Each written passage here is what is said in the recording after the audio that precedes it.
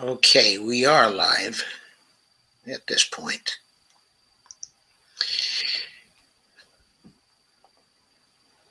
Hi there, everybody. Thank you for coming. We're going to take a few minutes to share, and then we'll be with you. I'm sure you can see us.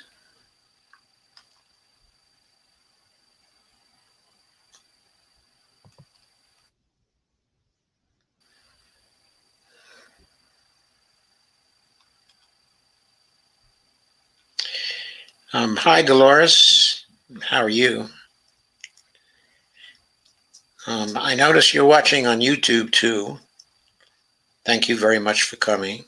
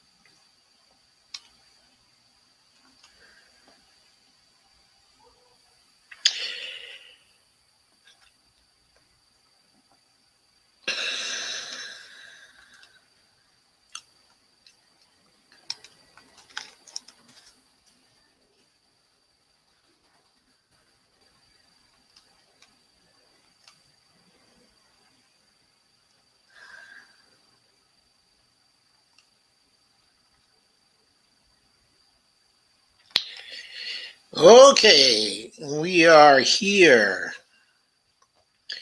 Hi, Kay. Hi, Laura. Hi, Steve Gonzo. Hi, Gregory. How are you? Also, Dolores watching on YouTube and Facebook too. Thank you for doing both. Please, everybody, share. Get a few more people here for us. That would be very good. Where's Lisa tonight? Okay, so Welcome to the In Depth Show. My guest for tonight is my absolute dream candidate for Congress, Jason Call, who was running in the Washington 2nd Congressional District. Why is he my dream candidate? Well, he's an activist. He's a Red Berets activist. He's a whole Washington activist. He's for Medicare for all, as if his life depended on it. He's for the Green New Deal, as if his life depended on it, which it probably does, actually. And he's for eliminating student debt. And he's for a number of other things that I'm for, too. He's just about for all the things that I'm for, including getting money out of politics. And so, I would like to introduce then Jason Call for Congress. Thank you so much, Joe. It is my great pleasure to be here. And I want to say a big shout out to my great friend, Laura Fielding. I'm watching the comments right now. And thank you to everybody for being here and watching the show. And I really look forward to a great conversation. But Laura, love you and can't wait to get together again. Okay, so one thing Laura said is that you're an anti-war activist and decades long an anti-war activist. So can you tell us something about that activism? Yeah, it is true. I actually got my start in, I guess, politics. I mean, because war is overtly political. But I was a sophomore at the University of Washington, Seattle, when we invaded Iraq, Desert Storm, and I knew I was savvy enough to know that it was false pretenses. I'd done a fair amount of reading up, and I might not have, this is actually something I haven't talked about before. I might not have gone in that direction had I not gotten involved in the punk scene in Seattle. I'm a bass player, and I was involved in the Seattle sort of underground punk scene. I played bass in a house band on Beacon Hill, and we used to have basement parties, and but all of the people that I hung out with were really sort of anarchist socialists, and turned me on to some good reading sources. And so I felt like I got a different kind of education, not this sort of corporatized, sanitized education on war. And that came from the punk musicians that I hung out with, and this was about the time that Nirvana was getting big and Soundgarden was good. They hadn't really even hit the scene really big at that point, but so Nevermind had been released, and I knew that we were going to war under false pretenses. And it was really a break for me because I had grown up in a Reagan Republican household. And my father was an Air Force officer. And so I did not get the version of events sort of in my daily life, going through middle school and high school, as I was starting to pay attention to the world scene, that I understand them to be now. So yeah, I mean, I got out with my friends. We all went down. We camped out on the federal building, steps of the federal building in Seattle.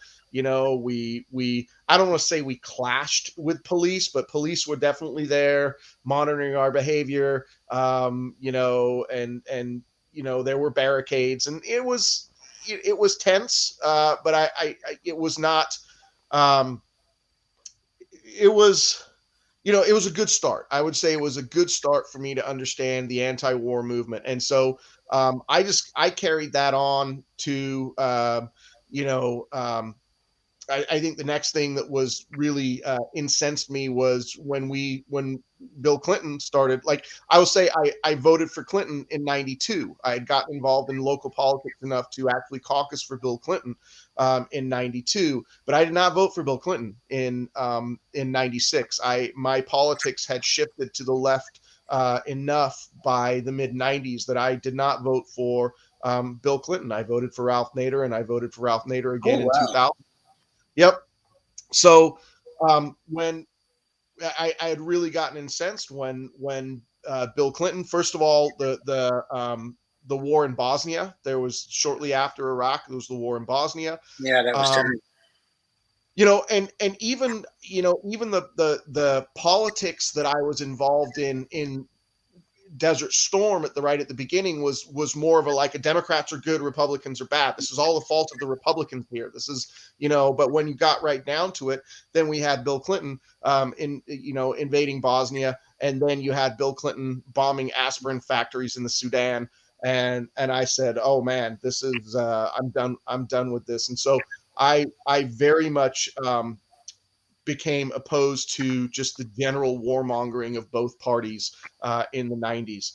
Um, so certainly I kept that up through the invasion of Iraq and Afghanistan, 2001, 2003. I was out in the streets in Seattle. It seemed like every weekend we were protesting, especially leading up to the invasion of Iraq in 2003.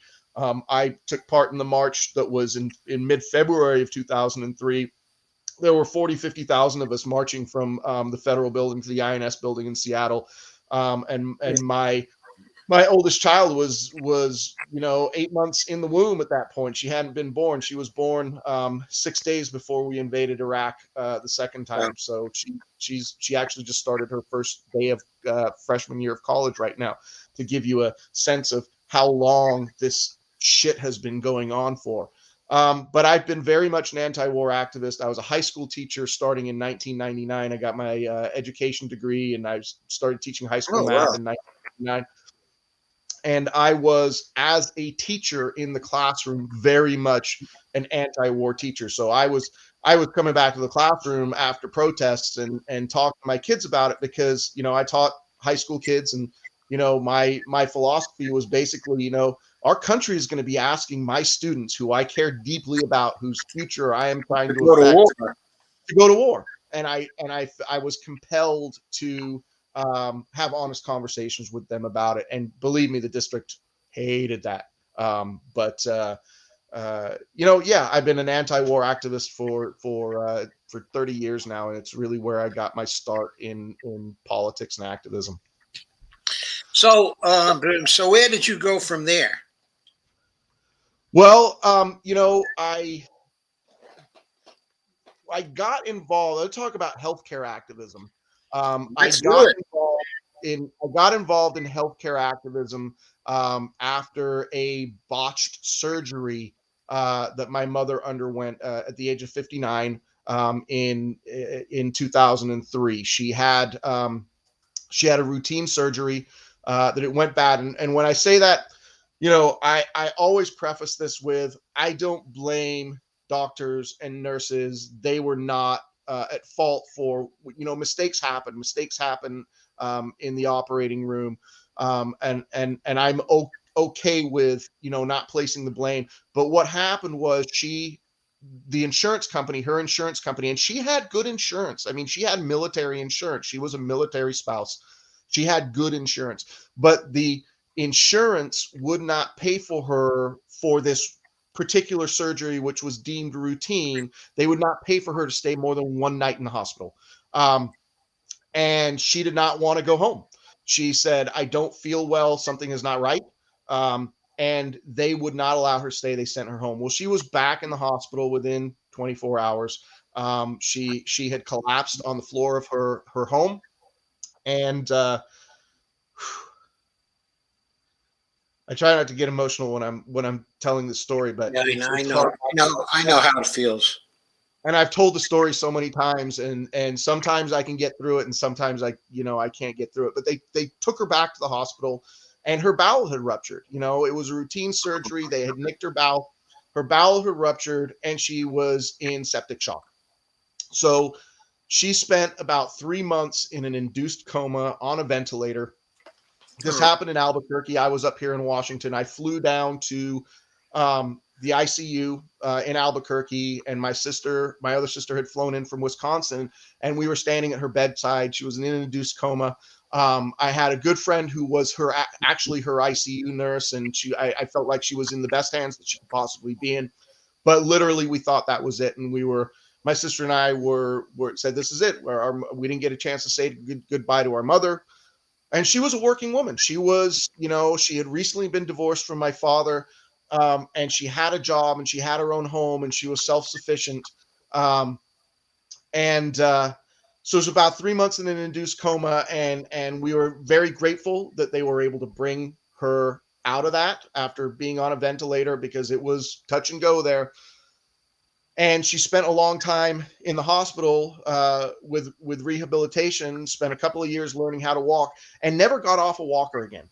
I mean, she was on a walker for the rest of her life. She couldn't work anymore. She was then, reliant on Social Security. We had to get lawyers to fight the insurance company to pay for the multiple surgeries that she needed after the fact. Nightmare! What a nightmare! It was, and so what's maddening about the situation, like I said, accidents happen, and I don't blame the doctors and the nurses, but I do blame the insurance company, because they put the hospital in a position to say to her, "We can't keep you for another night."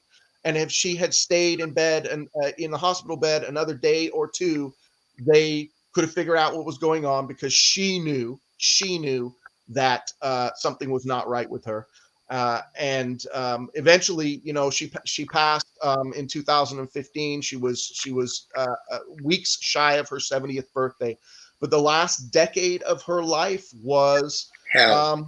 It was compromised. I mean, it was compromised. She couldn't, she was not the functional person that she was, and that was 100% the responsibility of the insurance companies. And so, when I had an opportunity to do something about it, and I think the first time that I ever spoke up and said that we need a single payer system was when I was living in Albuquerque, and I just decided there's a Republican here in my district who hasn't been challenged for 15 years, and I said, what the hell, I'm gonna file for this. I didn't get any help from the local Democrats. They're like, "Oh, that's a Republican district. You're never going to win that seat." And so the local Democrats wouldn't even bother. They wouldn't even give me the time of day. So, but on my platform back then, which would have been 2007, because it would have been the 2008 election, I said we need a single payer system. We need a healthcare system that is out of the hands of the parasitic insurance industry. The health insurance industry has no inherent right to exist. Like, Absolutely.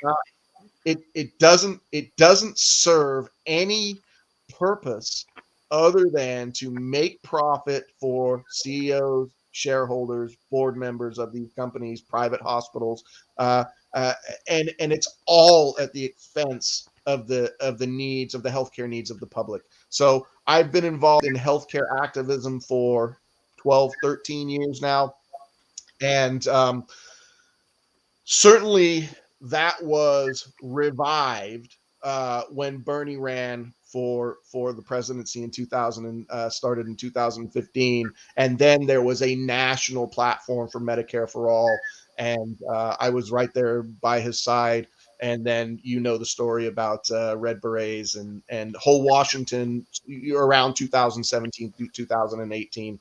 I had gotten involved with the Red Berets and whole Washington through the Bernie movement, because I was really a hardcore Bernie activist. In fact, Washington State won the caucus for Bernie in 73%. We won every single county, some counties high as 90%. But the reason that happened is because myself and some other activists had basically connected with people around the state and trained them how we knew what the caucus process was, and trained them how to participate in the caucus. And we absolutely slaughtered Hillary Clinton in the caucus because we had done all those trainings around the state. But that's how I ended up connecting with Laura, how I ended up connecting with, in particular, Georgia Davenport, who Georgia and I both got ourselves elected to the Washington State Democrat Central Committee, and we worked on healthcare issues on the State Central Committee. So, yeah, I mean, single payer healthcare is absolutely front and center on my own platform as a progressive candidate for Congress. Both single payer healthcare at the state level and single payer healthcare at the national level. Absolutely, yeah. And I know that there's been some tension within the single payer movement, but right. But I am absolutely committed to seeing single payer pass at the state level. In fact, as you know, whole Washington had to stop our signature gathering. The COVID pandemic has put us in a situation where it was simply not safe for us to ask volunteers to go out to the public. It was not safe for our volunteers, not safe for the public to do that engagement where we're gathering signatures. We have petitioned the Secretary of State multiple times to let us do electronic signature gathering. We have a Republican Secretary of State who won't allow that. I'm not sure the outcome would be any different if we had a Democratic Secretary of State either.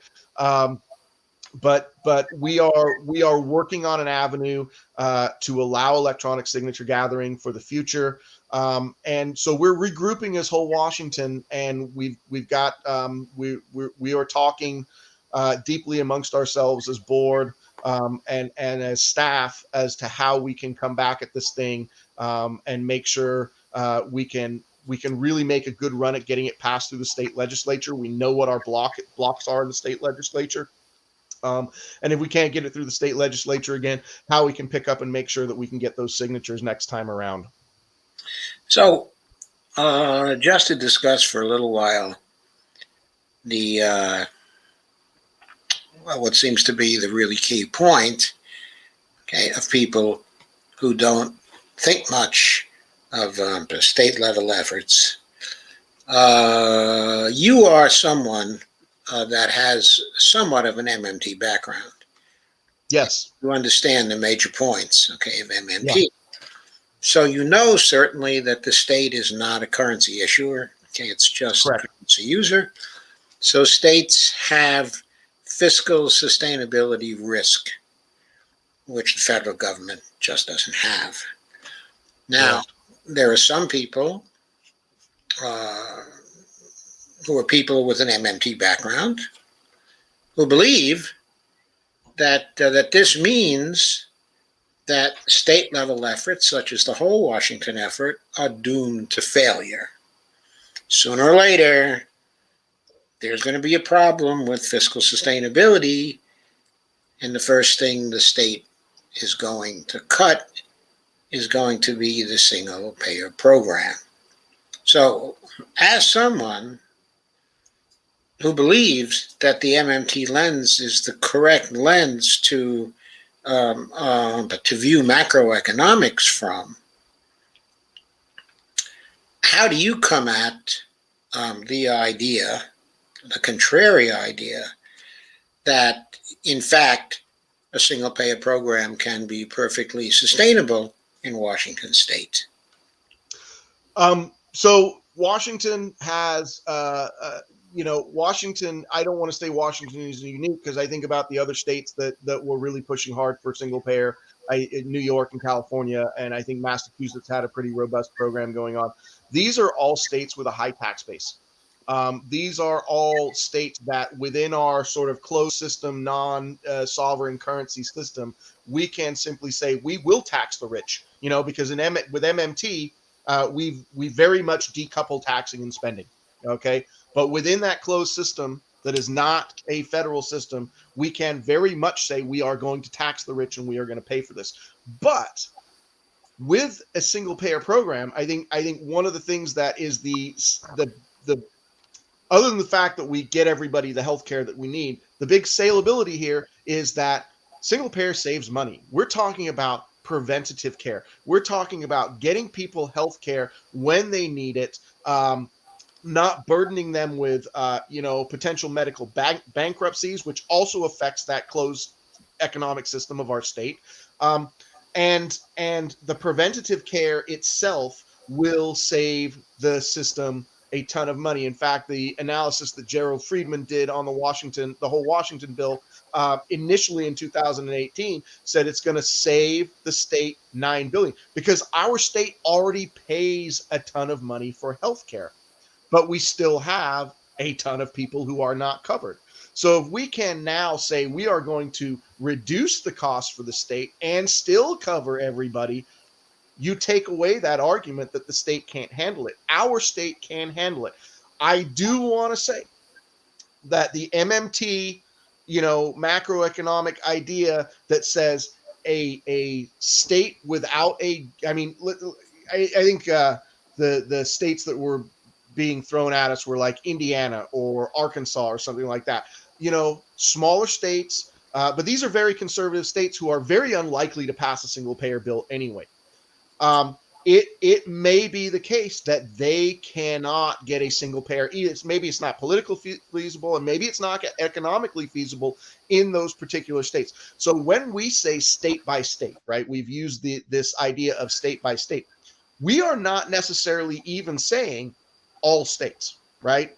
What we are saying is big, wealthy states like Washington, like California, like New York, like Oregon, and any, there are a number of like Illinois. If we pass single payer at our level, we would crush the insurance industry. I mean, our states alone, California, the fifth largest economy in the world, taken by itself, take those people out of the private insurance market, right? We would effectively crush the private insurance industry anyway. Oh, so, that's an argument that I haven't heard yet. That's a very good argument. If you don't mind, I think I'm going to use it. Please do. but then you have these large states that carry some weight in Congress, right? And you have their representatives now saying, look, this is working for our state. Let's try it. We would hope that the representatives would do that. But I think those states passing single payer and removing themselves from the private insurance industry would injure the industry, but it would also pressure the overall system, because you would have all the states like Indiana, like Arkansas, they would look at our states and they would say, how come they're getting health care and we're not? And then you have a movement within those other states to demand, right? But we have to get it passed at the state level first. I mean, bottom line is everybody who wants single payer at the state level knows that a federal system works for everybody, and that's what we want. That is the end goal. The end goal is to get a national, federal insurance single payer healthcare system. But if we can't do that, and I think there's a bit of an unreality going on with people who say you can't do it state by state, where they're saying we have to go for the federal government. We're not even close. I want people to understand that we are not even close to getting Medicare for all at the federal level. We don't even have, we would barely have half the Democrats on board with it. And you've got the entire Republican Party who is not going to vote for it. So you've got max, 25% of Congress who has said they'd signed on to it. And I'm not sure, we were talking before the show about the Progressive Caucus and who is actually progressive. I've always said I could probably count on my fingers and toes the number of people in Congress who I would consider actually progressive, who I would count on to actually stand up for this when push comes to shove. So even all of the Progressive Caucus and the people who have signed on to it, take Adam Smith, for instance. Adam Smith in Washington's 9th District was challenged in 2018 by Sarah Smith. I remember. You remember that? And she got on the ballot next to him. Because Washington I've heard Jungle that primary. with jungle primary, so you can have D on D, which is exactly what I'm shooting for. I want to get on the ballot next to Rick Larson so that we actually have a policy discussion. But Sarah did that, and Adam Smith signed on to Medicare for All, and the only reason he did it is because he was being challenged from the left.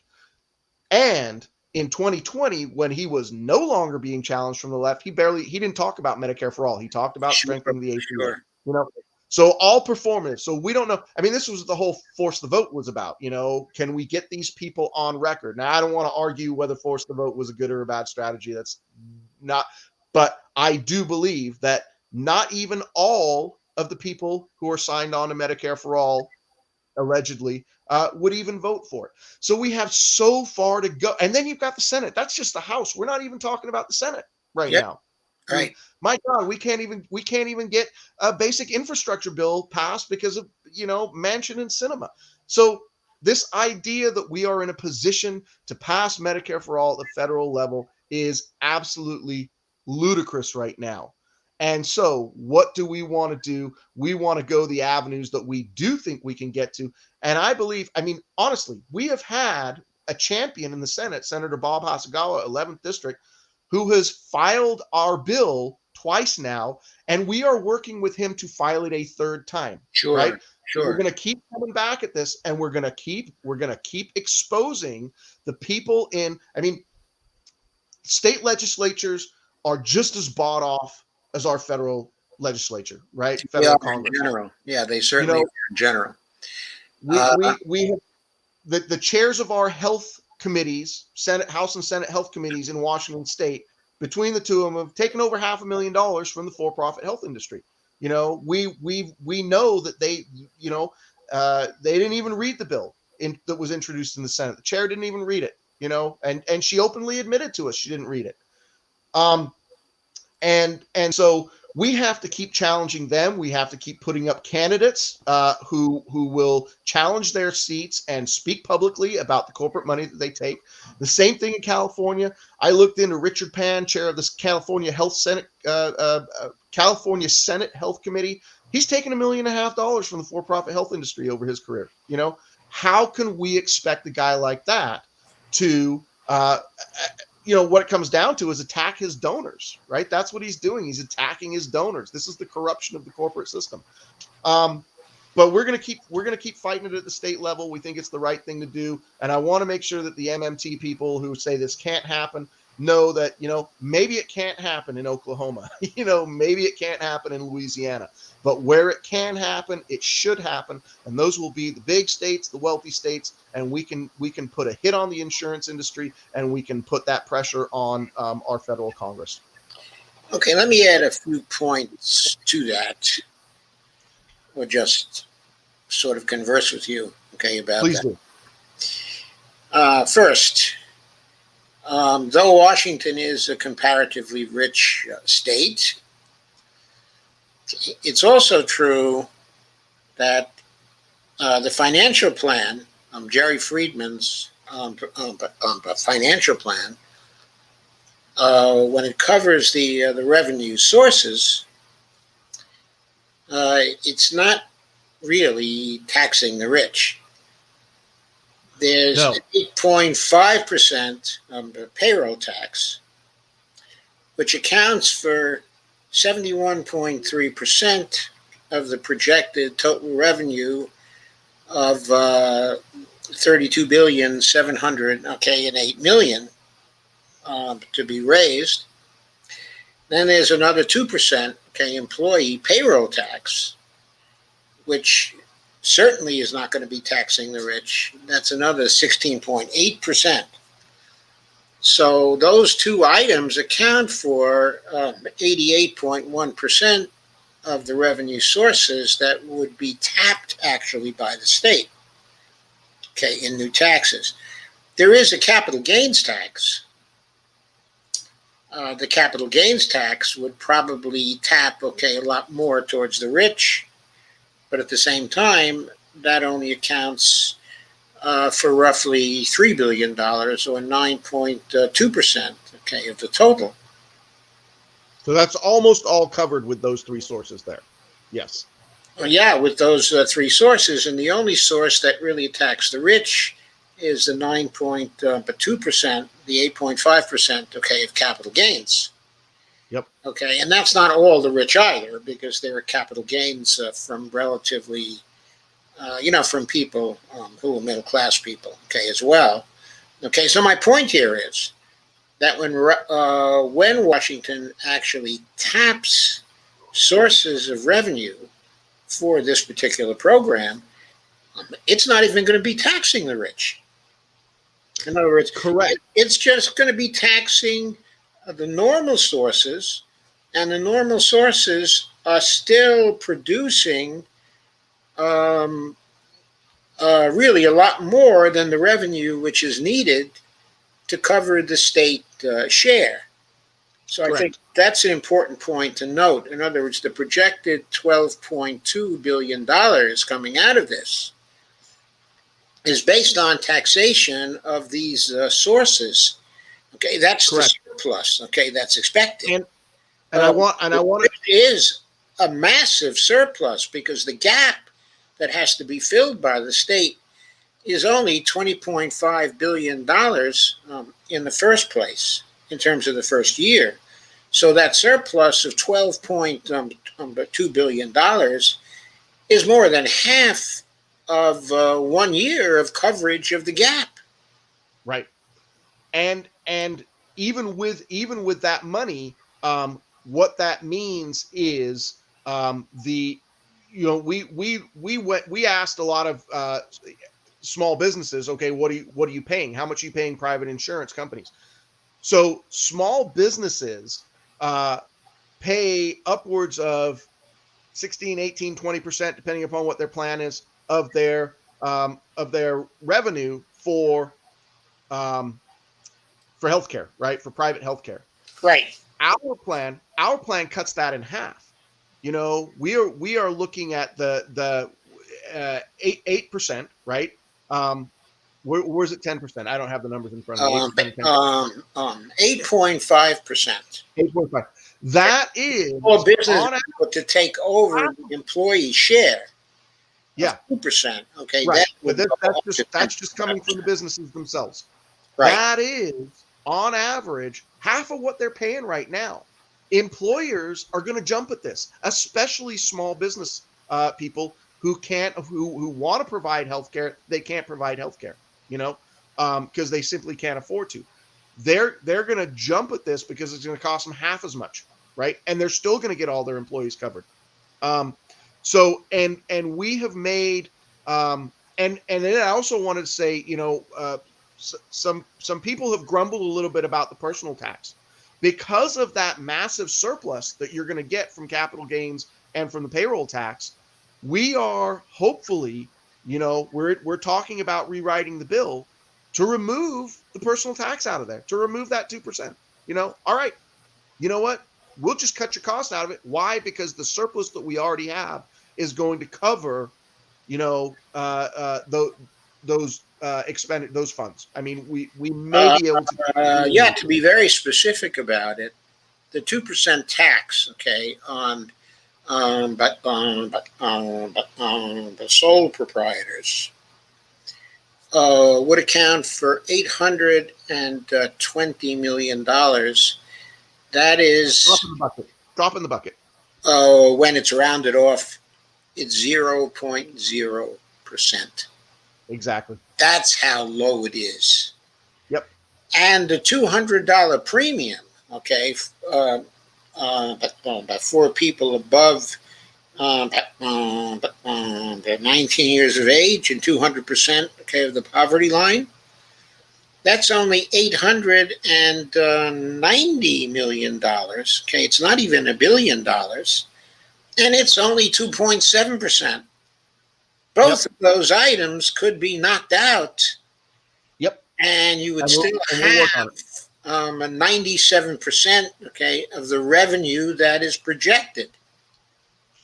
And here's another thing that people might not know about Washington State. There are 7 states in this nation that do not have an income tax, a state income tax. Washington is one of them. That's why a lot of billionaires like to live here. You know, we have a very wealthy tax base here in terms, they're going to pay property taxes and they're going to pay, what? Well, they avoid their federal taxes also, all sorts of loopholes and everything. But we don't even tax, we don't even tax people's personal income here, and we, it's part of our state constitution that income tax in our state is unconstitutional. But we can work on changing that. We can always amend the Constitution and say, what, we are going to tax rich, and imagine the funding sources that we could get for healthcare out of that if we actually did tax the rich. So, the money is here in this state to do it, and it's Right. the right thing to do. There certainly is with respect to Washington. However, what we've been talking about here in terms of the revenue plan before Washington, why wouldn't such a revenue plan be effective for almost every state? For example, if 88.1% of it, which amounts to $29 billion, which amounts to a surplus of roughly $9 billion for Washington, and that's only talking about employer payroll and employee payroll, those kinds of taxes would exist for all the other states as well. Right. And if that's accounting for 88.1% and would yield by itself a surplus of $8 billion for Washington alone, then why wouldn't similar economics apply to other states in the union? I don't know why it wouldn't. And I would want to assume that it is, but because I have not looked at anything in depth for any other states, and really only focused on Washington and the national issue, I don't want to comment on it. But yeah, I mean, I would say fundamentally it should work. I don't There's know what something Jeffrey Denton really loves to talk about. Okay, I think it's a very good point. He points out that there are 116 countries that have by universal healthcare systems, and many of them single payer systems as well. But certainly, a lot of those countries are very, very small. Mm-hmm. One, for example, is the island, of Malta. The Maltese Knights, as it were. Yep. They have 449,000 people who live there. They don't have a sovereign currency. Their currency is the UK pound. Right. They have a national health service. They've had it forever. There's no fiscal sustainability problem with it for Malta. There isn't a state in the Union that has a smaller population than Malta.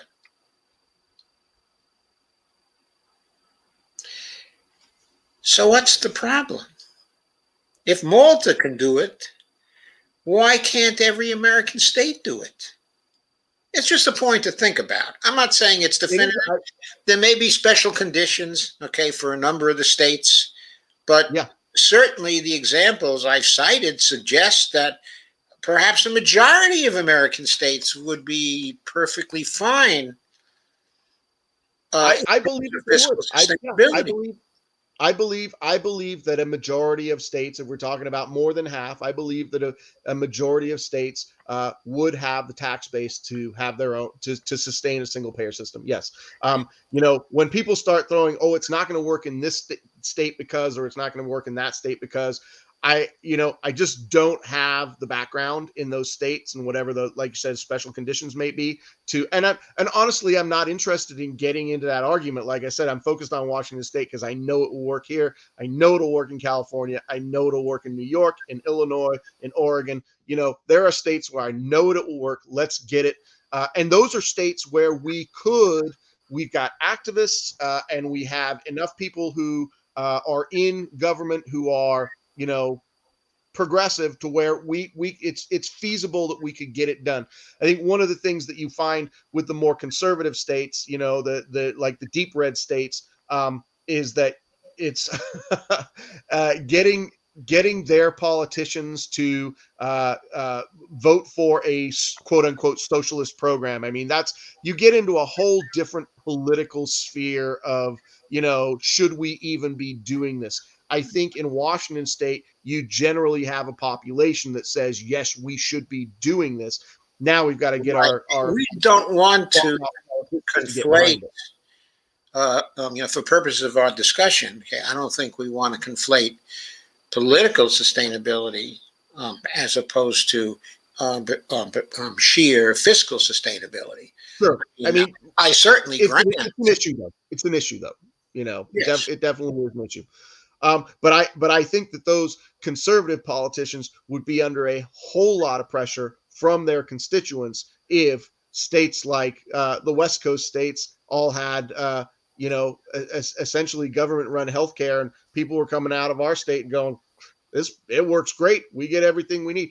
I mean, the idea that, they always sell us, oh, you're going to be waiting in these long lines in Canada. They have to wait forever and you get put on a list. And, it's all a bunch of garbage. You go talk to Canadians and for the most part, they're like, no, I got what I needed when I needed it. So you would have people coming out of our state saying the same thing. Yeah, you should get yourself some government-run health care. Saying the same thing, but there's a further point here, which is very interesting as well. We're not talking about state by state. We're really not. We're talking about a NEMA strategy. What we're saying is that if we have victories in certain states, that's going to unleash political forces that will be very favorable to NEMA. Okay, and you mentioned the political force, which is very potent, and that political force is weakening the insurance companies. That is a very, very good point.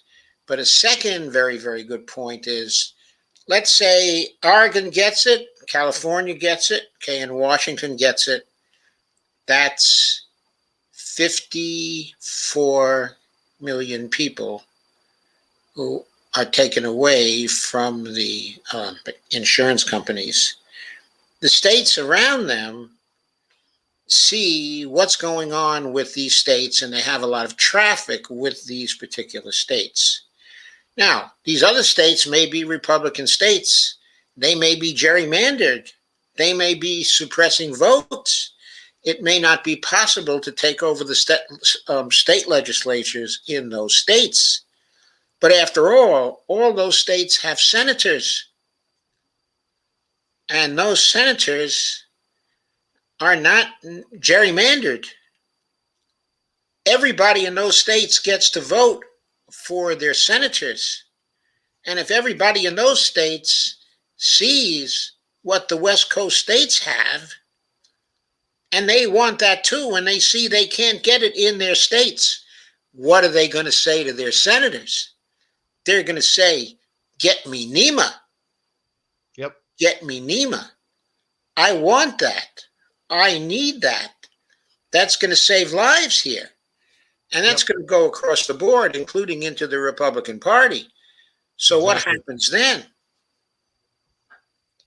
And this is not simply California or simply Washington or simply Oregon. If the New York Health Act should pass, then there are a bunch of states which are very, very close to New York that will be seeing a single payer program, okay, in New York State. And from what we said already, if people could mainly rely on employer payroll taxes and employee payroll taxes to pay for it, which I think is what Washington is starting to show, then there are great payroll resources in Massachusetts and great payroll resources in Pennsylvania. And there are a number of states that, if that's the kind of taxation which is at issue here, that's going to be possible for a bunch of those states too. Yep. And then states far removed, such as Indiana, they're going to look at this, and maybe the legislatures are going to be controlled there by Trumpists and red as red can be people. But as I said before, they got senators, and their people are going to want to have NEMA. So I think this actually strengthens the drive towards NEMA at the national level if single-payer states come to the fore. I think it really strengthens it. Okay, so I think the Red Beret strategy is actually a NEMA strategy. Strengthens the movement, 100%. strengthens the pressure on senators all over the country, strengthens the pressure on Congress people. If there is some form of Voting Rights Act which is passed that ends the gerrymander and cuts back on the voter suppression, and we'll probably know in a few days whether that's going to happen or not. If that should happen, that's only going to increase the pressure for NEMA if single payer is successful in many states. Yeah, a lot of forces to converge here for sure. So we can do it. I don't know what else to say about it, but I think that's why I'm done arguing with people who are saying that watch. I mean, I think the thing that really bothered us as Red Berets, this whole Washington activist, was the narrative that we were damaging the national fight. That Wasn't that crazy? And that just doesn't make sense to me. It doesn't make sense to me at all. I think there are so many ways to say that what we're doing in Washington here is actually bolstering the national fight. So, yeah, and I think that too. Okay, there was one other question that was kind of getting to me. This relates to whole Washington, okay, and to the state of Washington.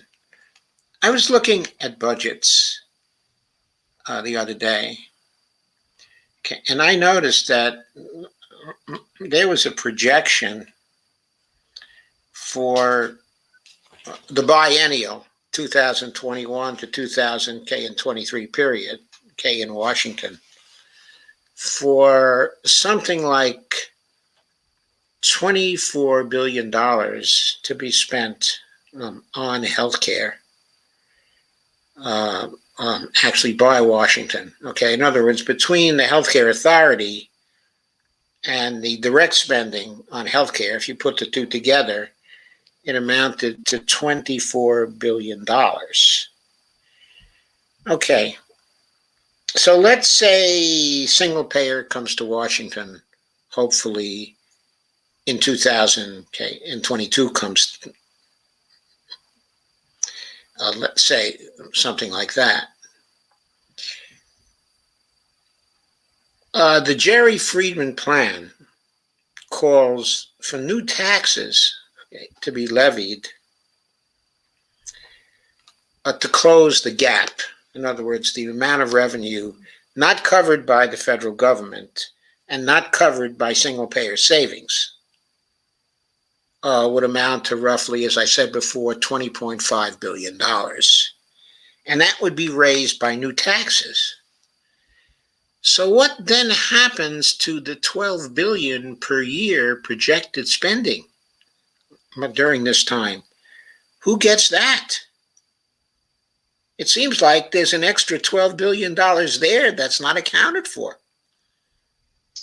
Off the top of my head, I'm going to say I would have to look at the numbers on that because I haven't seen the revenue numbers. So I'm going to respectfully not comment on that because I don't want to look like I don't know what the hell I'm talking about, but I could go piece it together and come back with some better information. I am not the numbers guy. And that's fine. I expect that the spending for the healthcare authority will probably be the same, maybe 1.5 billion, but there still should be a very large cut that went for healthcare spending that would be covered by whole Washington, so it would no longer be going for healthcare spending. No, you're right. Okay, yeah, I see what you're saying. You're right. You're right about that. I mean, the stuff that is already being spent in Washington on healthcare will be covered by the whole Washington, the revenue that the whole Washington will bring in. Right. Sure. So it would be no longer spent. Okay, and that means also that the taxing for that to produce that $12 billion would no longer be needed, right? However, that taxing is still in the budget. You're right about that, and I would have to think about where that taxing is actually coming from, right? So again, I'll think about that. I know there's an answer there somewhere, but I don't have it on the tip of my tongue. But you're right. I mean, I certainly don't have it yeah, also. when you think about it, yeah, but I sent a note to Cindy Davis today, asking her that question, okay, to see if she had an answer to it. But I think it's certainly, a very interesting question, because there might be $9.5 billion a year before somewhere. I was assuming, and this is me not really studying the numbers terribly closely. I was assuming that when we are talking about what the whole Washington bill saves the state $9 billion back, now up to $12 billion now, that is including that we are paying for healthcare services that we are already, so that savings is part of the fact that we're not paying for that anymore. That's not the case?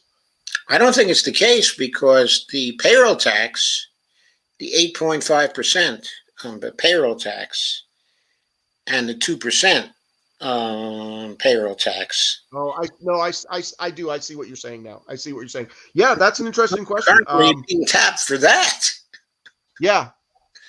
So what do we do with that extra money? I'm going to look into that. I mean, I know the people to talk to about that, and I can get an answer to that question, within a matter of hours. But that, yeah, I actually hadn't even considered that before. Yeah, you're right. But the way it is now, it seems to me that there's a projection that's coming out of Jerry Friedman's figures of 12.2 billion surplus, okay, the first year.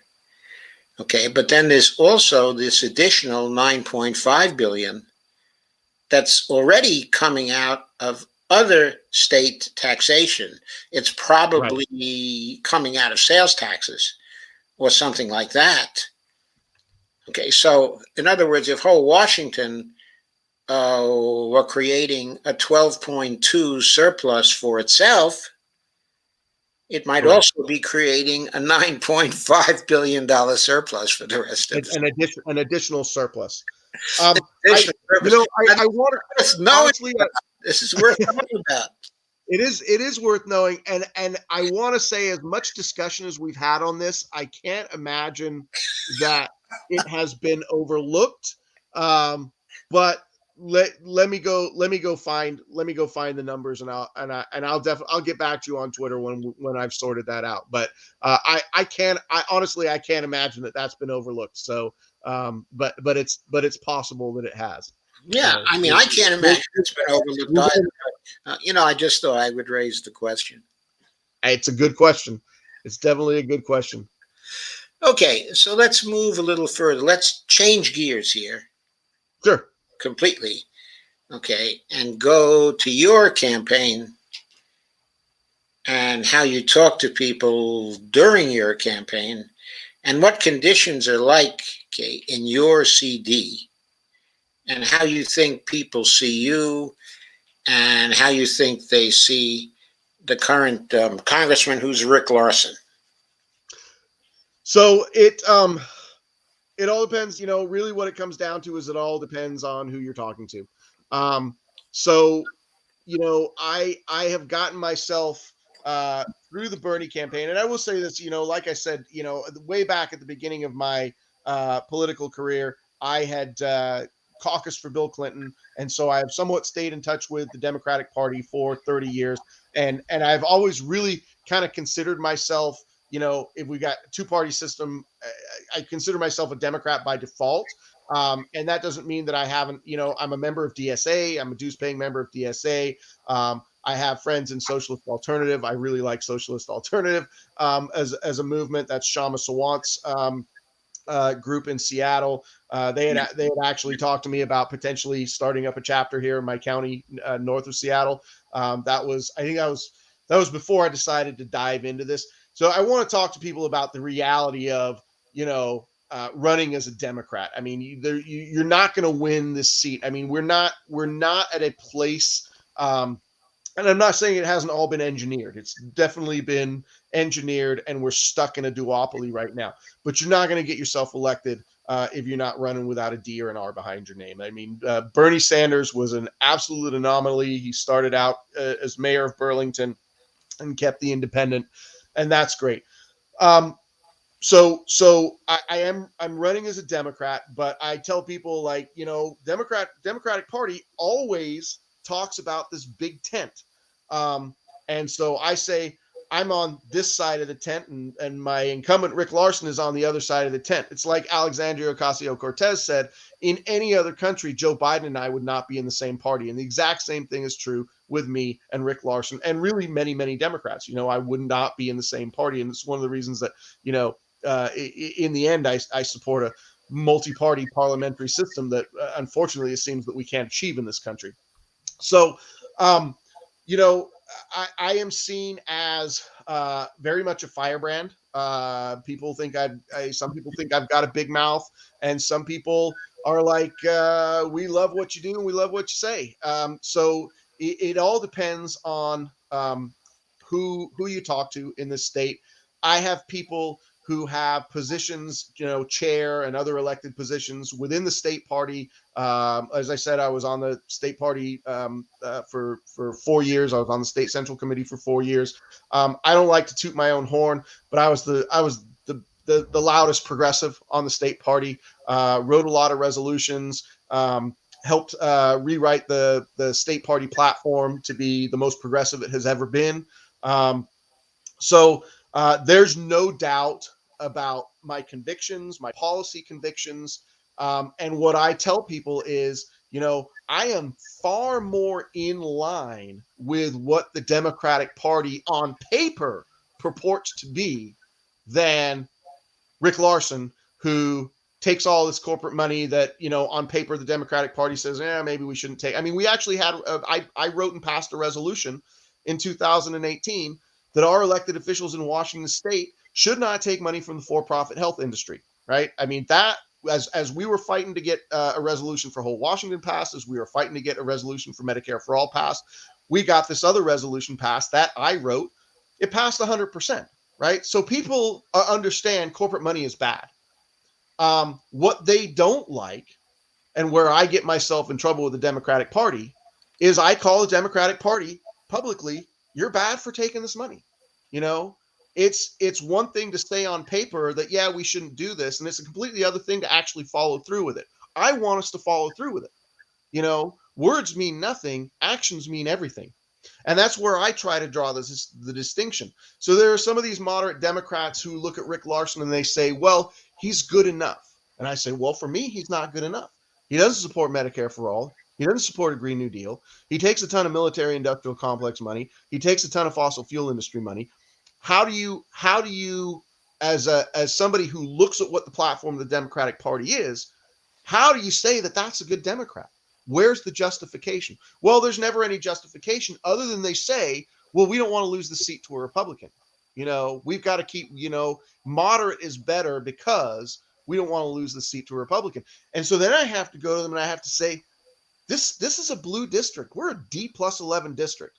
We got max 35% of the population of this district who is going to vote Republican, right? So if I'm on the ballot next to Rick Larsen, you guys actually get the policy choice. You can say, oh, we have somebody who's been here for 20 years and we know he's going to keep voting to increase the military budgets and we know He's said the Green New Deal is not a good is not an important resolution. Literally those words. We've got him on record multiple times saying he won't support a single payer system.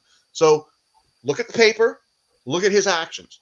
I'm telling you, I will support Medicare for all. I'm going to fight for a Green New Deal. I'm going to fight for a federal jobs guarantee. I'm going to fight for, housing justice, all the things that we've got in our platform that make us feel good as Democrats, right? We want to feel good as Democrats. Well, why aren't you getting behind somebody who's actually going to fight for it? How do you call yourself a good, and they get so mad when I say this, how do you call yourself a good Democrat if you're not willing to back somebody who supports the things that you say you support on paper, but you're going to, so what I have realized being sort of somewhat entrenched in the Democratic Party over the last 5 years is a lot of these moderate Democrats look at the Democratic Party as a social club. They're not interested in policy whatsoever. I go to my local party meetings and the people who are oppositional to progressives, and there's so much, I have to tell you, it's probably this way all across the country. There is so much strife that has come out of the 2016 election, and all the people who supported Hillary Clinton point the finger at Bernie, and they still say, you Bernie people, you're why we had Trump for 4 years. And now I got to tell you, I'm looking at Biden, who is just continuing Trump policies. And I'm like, so you got blue Trump now, right? And that's okay with you. Well, it's not like that. Okay. So you're telling me that you don't care, you don't give a fig about policy. You want a social club. You want to go to your party meetings and you want to bump elbows with your local council member and your state representative. And you want to say, but you don't care what those people actually do. You just want to say you know them, like the Democratic Party is my club and the other club is the Republicans and we're good and they're bad. There's so much of that in local party politics. Sure. I'm the guy who sticks out like a sore thumb and says, what's the point of being a Democrat if you're not going to fight for democratic principles? And they say, oh, you can't, you're going to, the way you're talking, you're going to cause Democrats to lose. I'm like, no, I want to vote for Democrats who are going to do something. I'm not going to vote for a Republican. Look, I'll vote for your shitty Democrat over a Republican. I will. I've voted for Rick Larson my entire 20 years he's been in office, I have voted for him, not in the primary. I'll vote for somebody else in the primary. But if it's Rick Larson against a Republican, I'll vote for Rick Larson. Okay. I'll hold my nose. I think it's terrible that we're stuck in this system, so I don't like it. I don't think he's going to do a damn thing for us, but no, of course I don't want this seat to go to a Republican, and it wouldn't anyway. So I'm offering people a fighter, that's really what I say. And some people don't like that. Some people are like, oh, you make us feel uncomfortable. You make us feel like we're not good enough. And so I say, that's your problem. That's not mine. The comeback I give, the comeback I give, okay, when people tell me that the Bernie Sanders is the reason why Donald Trump won 2016. Objectively not true, but well, objectively not true. Okay, but what I say is, look, don't you think that if Hillary Clinton had run, on Medicare for all, that's all she would have had to do to win the presidency? All she had to do was to run, on Medicare for all, to declare very early on that she was not for the Obama trade agreements, that she was against them. Then all those people, over in the Midwest would have said, well, we guess we can vote for you. There were like 2 or 3 things that she had to campaign on and that she had to run on. And that would have been easy for her to campaign, and run on. But the truth is, she would not stoop to conquer. And that's what it is. She didn't think that Paris was worth a mass. That's a very old saying, but that's what it is. I mean, Paris is worth a mass. If you want to be the president of the United States, you have to support what people support. When you've got 88% of your primary voters supporting Medicare for all, You're goddamn stupid and arrogant if you don't support Medicare for all. But the defining line in what you're saying there, and you're absolutely right. But the defining line, why wouldn't she do that? It's because the establishment of the Democratic Party are corporatized. They are reliant on corporate money. Well, You know, that's there's absolutely true, Jason, but that's not my fault.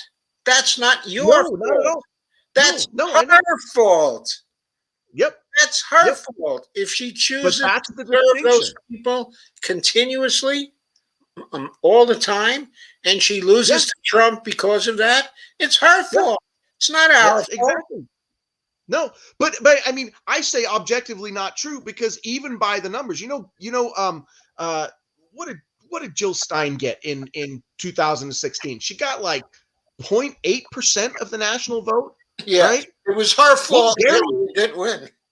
yeah, but Gary Johnson, who ran as a libertarian, right? Remember Gary Johnson, Yeah, what who did he get? was 2.9% of the vote or something like that? 3.5% of the vote. Now, I say take the libertarians, take Gary Johnson out of the mix. Who are those people voting for? They're not voting for Hillary Clinton. Most of them are voting for Trump, right? That's just it, you know? So not only does Hillary Clinton lose, she loses more. If Gary Johnson is out of the mix, got nothing to do with Jill Stein. Nothing at all to do with Jill Stein or anybody who said, I'm not going to vote for Hillary Clinton. Absolutely not. And it's the same thing when people who voted for Ralph Nader in 2000. Gore lost because of the Ralph Nader voters. No, I'll tell you why Gore lost, right? Gore lost one because he was a stiff in a suit and he didn't inspire anybody. Okay, I've met Al Gore.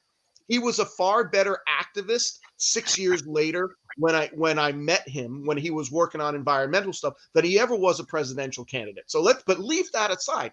You've got Katherine Harris who scrubbed 100,000+ people off of the voter rolls in Florida. You actually have over 100,000 people who were registered Democrats in Florida who voted for George Bush. And you're going to blame this on Ralph Nader? Oh, it would have been 537 votes, and that's Ralph Nader's fault. No, talk to all the Democrats who voted for George Bush. Talk to the Supreme Court who stuck their finger in something that they had no business sticking their finger in. Talk to the Gore campaign about why they didn't challenge the Supreme Court decision. All of those things before you go to Ralph Nader, who had literally nothing to do Not with just it. even talk to the Gore campaign, but talk to Gore himself. Yeah. Why didn't he call on people to go out into the streets? Yeah. I mean, he could have done that, and we would have he rolled over like a dead dog, and it was sad to see because I wanted him. Dog, I like that. I wanted him to fight that decision, and he never did. When he gave his concession speech, it's time to bring the country together. I was like, well, there you go. You just give it. Yeah, right. And John Kerry in 2004, same deal. After the rigging in Ohio, that was in Ohio, right? Rigging in Ohio, incredible. Absolutely. In fact, I've been an election integrity another thing that on the activist front, I'm an election integrity activist, and I met people. I've talked with Greg Palast as far back as 2004, 2005, Mark Crispin Miller, who is a professor at NYU, Bob Petrakis, you probably know his name. I mean, all of the irregularities, clear rigging in Ohio. Not only that, Kenneth Blackwell, Secretary of State, chair of George Bush's reelection campaign. Exactly. I mean, come on. And the Kerry campaign didn't fight for that. And I voted for John Kerry, and it's something that people probably don't know about me. I was so mad. I was so disgusted that George Bush was reelected. I left the country. I went and lived in Cairo for a little while. I quit a great teaching job, sold everything I owned, and took my family and my wife at the time. She was a teacher. We both got teaching jobs at a school in Cairo, Egypt. I was like, I got to get out of here, So, but why did you go to Cairo? Because it was on the international teaching circuit. My wife, and I say my wife at the time because it's my ex-wife. She was an elementary teacher. I was a high school math teacher. We had to find a school that had jobs for both of us. and we had 4 choices. We actually had 5 choices. One of them, the place I would have really preferred to go was Genoa. Genoa offered us jobs, but the cost of living for what they were going to pay us was not sustainable. I mean, we would have been losing money to live in Genoa. Although I think it would have been a fantastic experience. But we had Cairo, Abu Dhabi, Dubai, and then Almaty in Kazakhstan. Oh my God. so, so we picked Cairo because it seemed like it was the best out of the 4 options. But I was committed to leaving. I was committed to just saying I've got to take a break from the United States right now because y'all are losing their mind. And here we are, 14 years later, and the place is more nuts than it was back then, and it just does not seem to be getting any kind of better. Yeah, I don't think it's but getting better either. Okay, Nope. let's now shift over. Oh, I still have a couple of questions to ask you on the election front. Okay. Obviously, we're going through a crisis now with respect to the progressives, okay, and the rest of the Democratic Party. The progressives want to pass the Biden agenda, so-called, and they seem to be more anxious to support the Biden agenda than Biden. Right, right. Which is, I mean, honestly, it's a good kind of trick for them to use to say we want to pass the Biden agenda. I mean, obviously, he's not too motivated to do it, but it's good optics for them in a larger Democratic Party sense to be using that kind of language. Right. But now things are coming down to the crunch. They may be getting into a position where they have to oppose the rest of the Democratic Party, who may want to cave to the conservatives, as opposed to tanking both bills. Okay, in other words, because they may be called upon to tank, at least temporarily, the 2 bills in order to show the rest of the caucus that you don't get past them. If you want to pass something, you have to do, okay, what they want. Yep. You have to give them something too, and it has to be something substantial. Now, in terms of historical perspective, this is very, very serious because the progressives have a record of folding even when their support is needed. During the period 2008, 2009, 2010, the healthcare reforms then, they folded. Bernie Sanders, his support was needed to pass the Senate. His vote was needed, or so they thought. And they asked him to support it. Mitch McConnell and the Republicans were just going to deny everything. Yeah. Right. He told them his price was $10 million for community health center. What? Yeah. $10 billion? They needed his vote? Why didn't he say $100 billion worth of community health centers? That's my price. I mean, what the hell was wrong with him then? They couldn't have said no. They had to pass something. They needed his vote. Bernie weighs things in a way that he does not want to be the guy who ended up preventing people from getting whatever they needed, whatever that calculation is. And to tell you the truth, this is one of the I love Bernie. I'm wearing my Bernie mittens shirt. I love Bernie, but I don't agree with him 100% on everything in terms of tactics. And I'm with you right down the line. I mean, that would have been a point where you're like, I'm not looking at my own political future here. I am looking at what my country needs right now, what I am willing to personally sacrifice in order to make sure that, people get what they need. Because Bernie, I mean, the truth is, Bernie's a hell of a fighter. and he always has been, and I don't want to, I don't want to nitpick over things, but you're right. There are times where you have to say, okay, I've got to do the right thing for the majority of people, and I don't. You're right. In Okay, the right. healthcare issue, I don't think he made the right call. So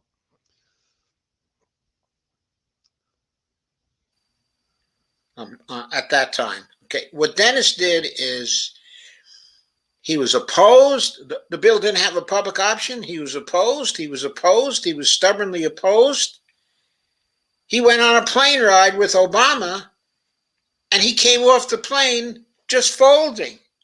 And they yep. needed his support in the House as well. Okay, then what was the name of that? Stupak, okay, of Michigan. Bart. Oh, I remember. Yeah. But Stupak, he got together. I forget how many Congress people it was, but maybe 15 Congress people. He didn't think the Hyde Amendment was strong enough. He wanted something stronger, okay, in the ACA with respect to contraception or abortion, whatever it was. Mm-hmm. And so he got together a whole bunch of Catholic Congress people, maybe only 10 or 15 of them. And they said, we don't vote for this bill unless we get what we want. Well, and I think you're identifying. And Nancy Pelosi folded. Yeah. You're identifying what historically Republicans are willing to do that progressives have not been willing to do. Those weren't right? Republicans. Those were Democrats. Those 15 stupid people were Democrats. Okay. Well, okay. I'll amend that to say Republicans will do that same thing too. But sure. Okay. So that's that was a while back. That was a while back. That was a while back. But the point is, there's been a pattern for a very long time that when push comes to shove, the Progressive Caucus folds. And most progressive people in the Progressive Caucus simply fold. That cannot happen forever. If progressives are to have a place in the Congress that's worth anything, at some point, they have to stand up. Yep. Are we at that point now? If they cave, what happens to other progressives who are running for office right now? Well, what happens is, I've already gotten this question many, many, many times. There isn't an answer to the question, because people say, what is going to make you, what makes you any different than, the progressives right now who won't do anything? And I can't answer that question other than to say, if you want to know if I would have voted for, would I have been the lone Democrat to not vote for Nancy Pelosi? Yeah, I wouldn't have voted for Nancy Pelosi, just on principle. I don't have a relationship with Nancy Pelosi. I think her leadership is terrible on the progressive. I mean, a lot of Democrats love her. As a candidate, I have to call all over the country for donors, right? I don't take any corporate money, so I'm on the phones calling people. I talk to people all the time who absolutely love Nancy Pelosi. They think she's the best thing since sliced bread. She raises 200 to 300 million for them every cycle. Yep. And so I when I'm on the phone with people, because these people are, I'm trying to talk these people into giving me money, so I don't shit on Nancy Pelosi when I'm talking to these people. It's not good politics for me to do that. But if I'm talking to progressives and they want to know, would I have voted for Nancy Pelosi? Would you be the lone person to not vote for Nancy Pelosi? I'm like, yeah, I think somebody's got to take a stand. So I feel the same way about what we've got going on here with the reconciliation bill. I hope Pramila Jayapal is correct when she says she has enough people to hold that thing up, and that she will actually hold that thing up if we don't get the reconciliation bill passed. And the crazy thing about it is the reconciliation bill went from 6.1 down to 3.5. I mean, they've already cut the damn thing in half. But so yeah, they need to stand up for it right here and now. And if they don't, it definitely hurts people who are running like myself, because people get to come out. Voting for progressives, getting behind progressives, supporting progressive doesn't mean a damn thing. Our system is corporate controlled, and there's nothing you guys can do about it. So why should I bother supporting you? It's not worth me contributing to your campaign or supporting you, because you're going to get there. You're going to do the same thing. So yeah, if they fold on this issue with infrastructure and reconciliation, it absolutely hurts people like me. But I am running with a number of other people, and I say I'm running with them because a bunch of people are endorsed by Marianne Williamson, and we have internal conversations as candidates, and we want to go out there. We're working on a way to get out there and present ourselves as sort of a unified front that say, these are our policy positions. You get us in there, we will vote as a block, and we will hold up legislation that is bad legislation, and we will demand, whatever the good things are, right? We'll demand the Green New Deal, we'll demand the federal jobs guarantee, and all of that stuff. So there are a number of us who are running under sort of that banner of, yeah, we'll be the fly in the ointment, because somebody has to be. We haven't really talked about what the impact of the progressives folding on this would be with respect to third parties. Is there any impact? So I will say it's possible. I don't know that any third party movement is strong enough right now. I will tell you right now in my district, if I ran as a third party candidate, I might as well not bother running. I mean, it would be completely a vanity run to run this race as a third party candidate.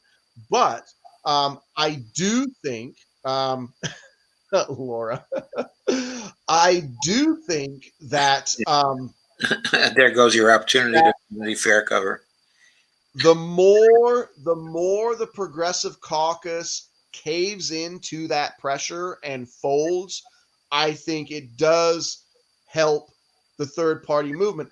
But my concern right now is that I think the big thing that's going on right now is that we are in an environmental crisis. I mean, we have got to get some things done. And so the time it may take to build an effective third party movement. Yeah, we don't have that time.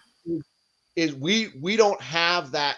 We don't have that time. And so that's why I'm adamant right now that I've got to run as a Democrat. I've got to take a seat away from a corporate Democrat so I can be that voice and hopefully bring more Democrats with me, hopefully inspire more flipping of seats with Democrats. I just don't think I think we're out of time. The IPCC report, and this is actually one of the things that I'm selling hard in my campaign, is that IPCC report. I mean, the graph is amazing, right?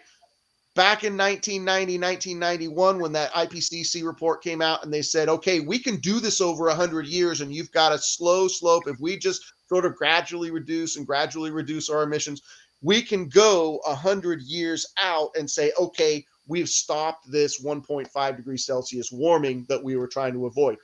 30 years ago, it was a very slow curve.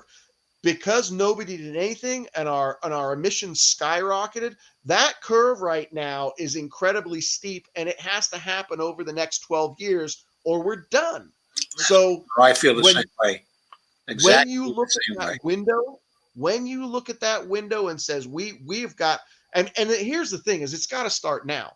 I mean, because the further we go towards that 12 years, right? And if we keep growing the emissions, that curve is just going to get steeper and steeper, and the window is going to get shorter and shorter more quickly. I think that's what people, right. Because it brings me to my next question. Go ahead. Do you know about what do they call it? Jurisdictional stripping? No, what's that? For the Supreme Court. Okay. I don't know. I have no idea what that is. Okay. Article 3, Section 2, okay, of the Supreme Court. Constitution, okay. Has a very short clause in it It's called the Exceptions Clause in the Constitution. And what it does, okay, is empower Congress, okay, to determine the jurisdiction of the Supreme Court. If the language is used from the Exceptions Clause, okay, is used, for example, in campaign finance bills, that would deal the Supreme Court out of judicial review of campaign finance bills, okay, or voting rights bills, or any other bills that you wanted to deal them out of. Okay, I'm looking at it right now. Yeah, in which a state shall be party in all cases affecting ambassadors, other public ministers, and consuls, and those in which a state shall be, which a state, the Supreme Court has jurisdiction as right, by the Constitution, but in other cases, okay, just look for like the 5-word exceptions clause. It's right at the end of what you've been reading. Okay, I'm looking at it right now.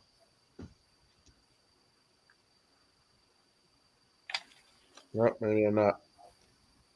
Anyway, so you're saying that I'm saying you can pass a new campaign finance law that would certainly be declared unconstitutional by the Supreme Court.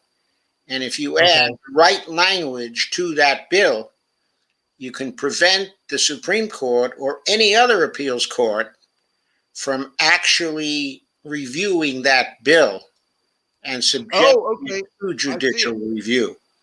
That is a power of Congress. That's the power of Congress. Yeah, Congress is not actually exercising that power. You want to get money out of politics? You need Article 3, Section 2 to get money out of politics.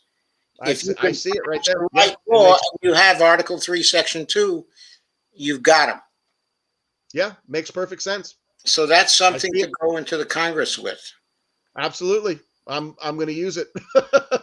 Absolutely, I'm going to use it. Yeah, I mean, that's, you know, I'm running as a no corporate money candidate. It's extremely difficult to do that because I'm competing against a guy. I'm not going to raise the $1 million.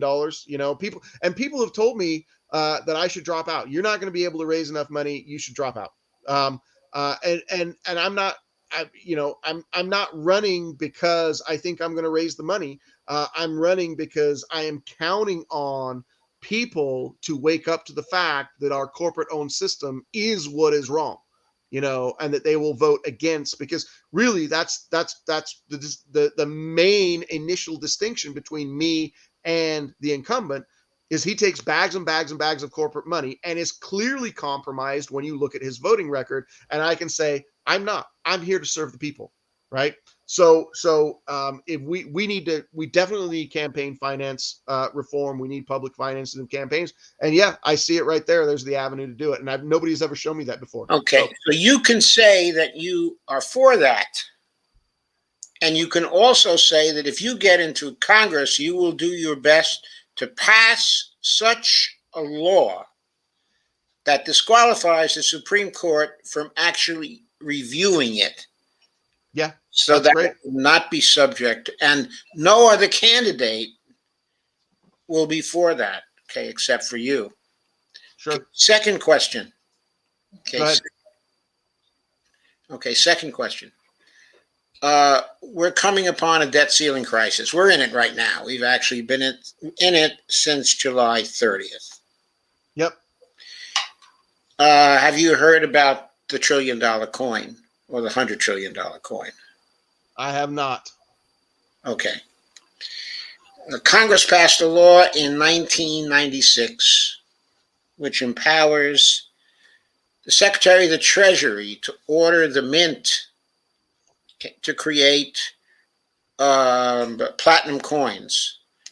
Okay. They only have to be 1 ounce. Okay, the material of these platinum coins, you know, the exact composition, okay, of the platinum coins, the exact shape, what they look like on the surface, but most importantly, okay, the denomination of the platinum coins is at the discretion of the Secretary of the Treasury. So if the Secretary of the Treasury wants to order the mint to mint a $1 trillion coin, then the Secretary of the Treasury, Janet Yellen, has the authority to do that. It could be a $5 trillion coin. It could be a $100 trillion coin. It could be a quadrillion dollar coin. Now, what would happen after that was minted? Well, the Treasury Department could transport the platinum coin up to the New York Fed, where the public enterprise fund account of the mint sits, and could deposit, let's for the sake of argument say it's a $100 trillion coin, and put that into the mint's account. Now there's another law that allows the Treasury to sweep the seigniorage from that $100 trillion coin. What's the seigniorage? It's the face value of the coin from which is subtracted the cost of creating the coin and getting it up to the New York Fed and actually deposit it. Let's, for the sake of argument, estimate that at $3,500 cost. Virtually then, the whole $100 trillion in that coin is seigniorage. That seigniorage, according to law, can be swept into the Treasury Department's account, into the Treasury spending account. Okay. Okay, now, of course, all that can't be spent because the Treasury can only spend what Congress appropriates. Right. But that $100 trillion coin could sit in the Treasury Department account. And what would that do? It would allow the Treasury Department to not issue any further debt. It could spend all the congressional appropriations. It could pay back the whole of the federal debt as it falls due over 30 years out of that $100 trillion. And it could pay for a lot of deficits for many, many years out as well. But the basic point is it would end debt ceiling crises. That is a way to end debt ceiling crises. That act can be taken by the Biden administration tomorrow. Candidates for office, not just candidates for office, but congresspeople can say to Biden now, right at this point, look, we can't get through anything on this debt ceiling crisis through Congress now. It's too hard. There's all kinds of technicalities. The Republicans are doing this. The Republicans are doing that. They're not going to let us get rid of the debt ceiling. They're going to extract the cost for raising the debt ceiling. We only got a few days to do this. We can't get it through Congress. We can't afford a negotiation with the Congress now. This is a solution that you, Joe Biden, can do. Why aren't you doing it? You have the authority to do it. Why aren't you doing it? You want to pass your agenda? Do this. It takes the whole debt but terrorism argument away from them. Okay? The debt is no longer a problem. It takes the whole fiscal responsibility argument away from them. So you never heard of this before. Never heard of it before. Although, I'm well aware of the rotating debt ceiling, crisis, and oh my God, the government's going to shut down. And of course, we've done this over and over and over and over again. But no, I've never heard of this as a potential solution. We have known about the platinum coin solution. The administrations of the United States have known about the platinum coin solutions since late 2012, at least. They may have known about it in the middle of the debt ceiling crisis of 2011, but I wouldn't swear to that. But it was Okay. getting plenty of publicity back then. It was Okay. carried in Paul Krugman's column. It was carried Oh, in really? Okay. columns. Okay, in at that time, the publicity for the platinum coin, though, and the shouting for it was even stronger in the fall of 2012 and early in 2013. It was so strong then, okay, that Obama had to mention it in Okay. explaining his strategy for getting the Republicans to fold. He explicitly rejected the 14th Amendment strategy and the platinum coin strategy, okay, as well. He made a stupid comment about that, conflated, okay, a number of things, and got the reporters off his back because they don't know anything about anything. But the basic point was he didn't want to disturb the system too badly, so he didn't want to use the platinum coin. That was his use at that time, and Biden was privy to that, of course, because he was the vice president. All right. Well, I'll tell you what. You've given me some research, so I'm gonna go. I mean, I will look into this, but nope, had not ever heard of the platinum coin, and it seems like I will say it seems like it's a trick, and it probably is a trick. But if it's got legal backing, and it takes us out of this this cycle of debt ceiling crisis, I definitely am interested in learning more about it. Okay, so when we get off, I'm going to send you some references. If you put your email address in the DM chat, okay, and Twitter, Okay, will do. that we use for me, then I'll send you some references, and I will also send you the only book yet published on the platinum coin. It's an ebook, okay, a Kindle book, okay, and I am the author. So I'll be happy to send you a gift, okay, of that book, okay, on Kindle. Fantastic. I'll dig right into it for sure. Okay, and there's also another piece of information you should have. The Automatic Boost to Communities Act, or the Automatic Boost for Communities Act, the ABC Act. Okay. That was introduced by Jayapal, okay, and Rashida in Congress, okay. I guess it was about a year ago or more. I guess it must be about a year and 4 months now or something like that. It was March in 2020, okay, they introduced it. That was going to be funded. The basic income in that was going to be funded by $2.2 trillion worth, okay, of platinum coins. Oh, that was written into the bill by Rowan Gray, as a matter of fact, whom I know. Okay, and I know who Rowan is. Yeah.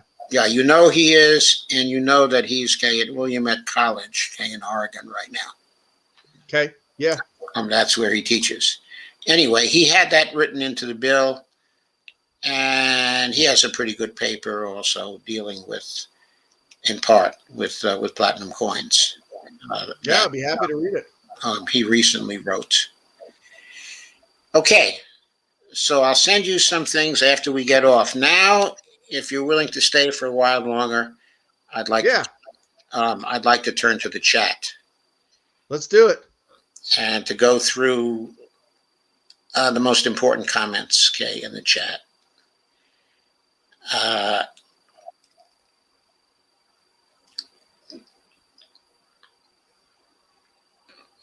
So let's see. So Laura says, some people think that tons of events, direct actions, protests, marches will be enough to pressure us into Medicare for all. And we support those. But it will take great numbers of people sustained in order to move. We do need to replace at least some of these corporate Dems. Yeah, Laura, I think that both Jason and I are likely to very much agree with that statement. Yes, absolutely no argument. And we honestly, we need to work on replacing Republicans as well.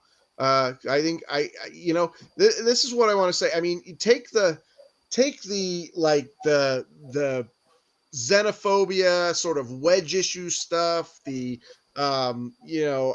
think I think there's a segment of it's like I don't pay attention to Bill Maher anymore. I mean, I think he's a bit of an asshole. But he did say, because if you're a Republican, that doesn't necessarily mean you're a racist, but if you're a racist, you definitely have a home in the Republican Party. I think that was a great statement. So but take the racism out of it, take the xenophobia, take the sort of wedge issue-y stuff out of the Republican Party, and what you have is a lot of working class people who are struggling just as much as working class people on the left and in the Democratic Party are struggling as well. And I do think that we need to do a better job of communicating with those people. And this was actually one of my big beefs with the institution of the Democratic Party here in Washington State. I actually ran for party chair in 2018. And I ran for party chair partially because the whole of Eastern Washington is red. Don't think people understand how red Washington is in many places, and a lot of places in the Southwest. Not all of it, but to give you an idea, we have 39 counties here in Washington State. And when Jay Inslee was reelected in 2020, he only won 9 or 10. I don't remember what it was. 9 or 10 out of 39 counties. So all those counties, they're rural and they're red counties. And all of the urban centers, of course, are blue. But the Democratic Party gives up on those people. We had a really good candidate, friend of mine, Doug McKinley, who ran against Dan Newhouse in the 4th District in Eastern Washington. Didn't get any help. He said, if I had some funding to communicate to the Latino population out here, which is like 38% of the population out here, I could win this race. Democratic Party won't invest in it, right? So when I ran for party chair in 2018, I said, we have got to do better outreach to the rural communities, to the traditionally Republican communities, and talk to them about real policy that is going to improve their lives. The Democratic Party won't do it because the real policy that will improve their lives is Medicare for all. It is a Green New Deal. It is investment in housing for them. And because the institution of the Democratic Party, the establishment, the corporate establishment, doesn't want to do those things, they also never reach out to those people. So those people never actually come our way on policy because the Democratic Party doesn't want to do the work. They are fine with Jay Inslee winning 9 or 10 counties out of 39, literally don't give a shit about the rest of the state, and that is a problem. That is an institutional problem with the Democratic Party. And not just in Washington State. Yeah, of course, everywhere. Repeated in state after state after state. Yeah. Generally speaking, the Democratic Party has given up on the working class, except, of course, for very few people, such as Bernie, and a few others.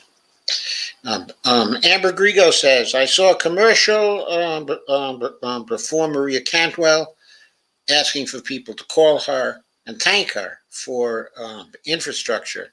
And it's like, what the fuck? To call her and thank her. I'm scrolling back to see if I can read that comment. It was at 9:32 p.m. Okay, I saw a commercial for Maria Cantwell asking for people to call her and thank her. To call her and thank her? She hasn't done anything. Exactly. Why would people be thanking her? Exactly. What the fuck, right? Yeah, exactly. Exactly. Oh, man. Yeah, people want a pat on the back before they actually accomplish anything. Honestly, that is another problem with the Democratic Party. They think that simply beating a Republican means that, oh, okay, so we won. That was it, we won. Clearly, that's not the case. You actually have to do something when you've won. Yeah, you have to do something. Like, we're constantly getting these fundraisers from people, so that they can defeat the Republicans with respect to a bill that's coming up for a vote in just a few days. Right. Why do they need any money for that? They don't need any money for that. They don't need any That money for bill that. or pass that bill. Then come to us for some funding. Yeah, exactly. Accomplish something. Then you can get some funding. Do the work. No, anything but doing the work. And Lana says, I truly believe small business will shout for joy for Medicare for all at the state or federal level. That is Lana Dell at 938. Well, yeah, I mean, I think, I think that's true. I think Medicare for all relieves, at the federal level where they don't actually have to start contributing to it because the federal government is paying for it. I think, and maybe the federal government will tax them, but as we know with MMT, the taxing and spending is not, they might say, oh, this is what this is, but that's not actually the case.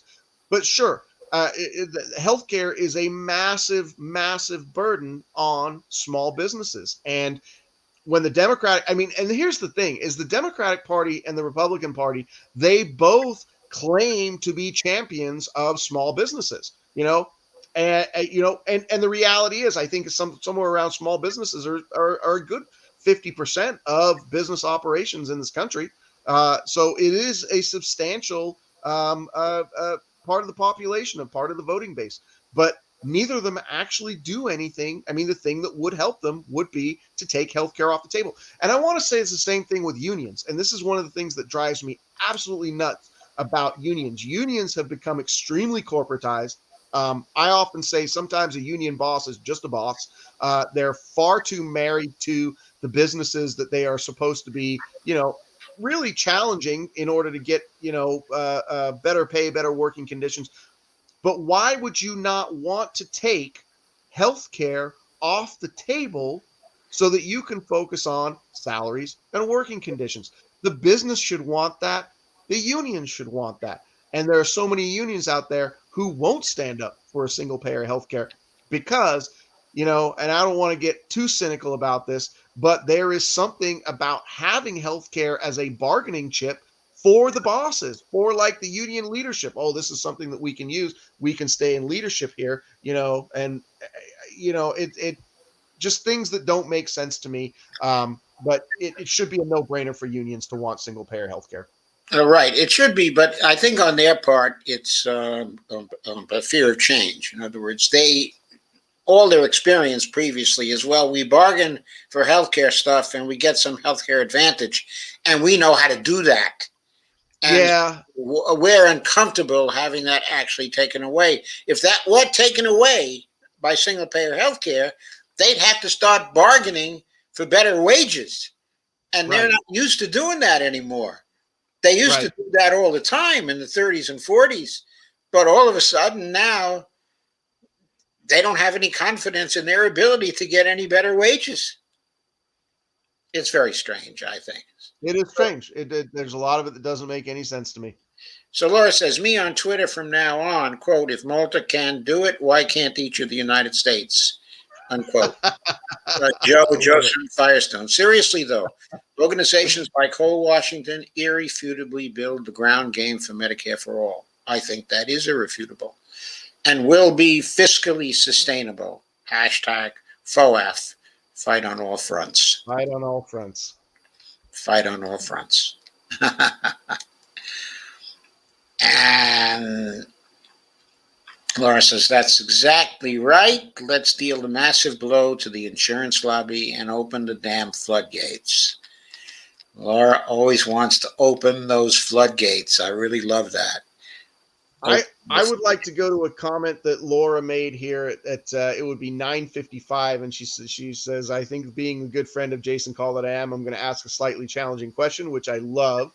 And she says, Jason, when elected, what safeguards or practices will you put in place to help you stay in touch with grassroots organizers? And I have not. And what would I do differently than some of the Progressive Caucus members?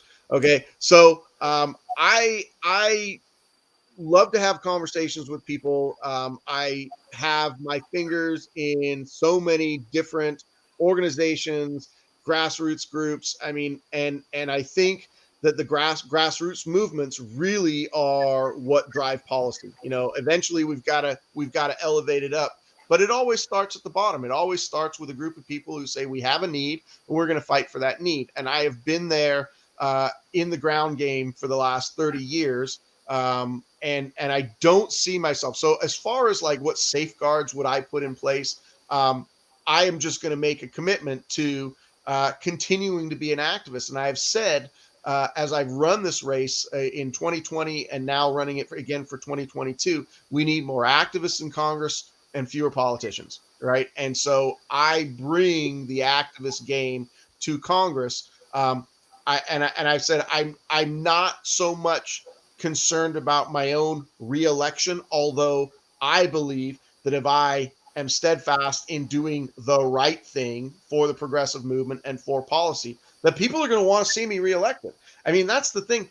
This whole political game of being cautious, like, and if I do the wrong thing, maybe people won't reelect me. But these are all people who have a mindset of doing the wrong thing for their corporate donors. I'm talking about doing the right thing for the majority of people. And if I continue to come back to my district, I've said this a lot, that my job is to, if I'm not in Washington, D.C., fighting for legislation there and trying to build the ground game there to get progressive legislation passed, I'm going to be here in my district, going all over my district, holding town halls and talking to people about what I'm fighting for and letting them know why the things that are not getting passed are not getting passed. So Rick Larson rarely ever holds town halls. He hates communicating with the public.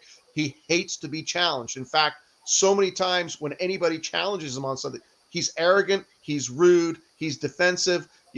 I want to be here and tell people this is what I'm fighting for. This is why I'm fighting for it, and here are the people. Here are the people. I will name names, right?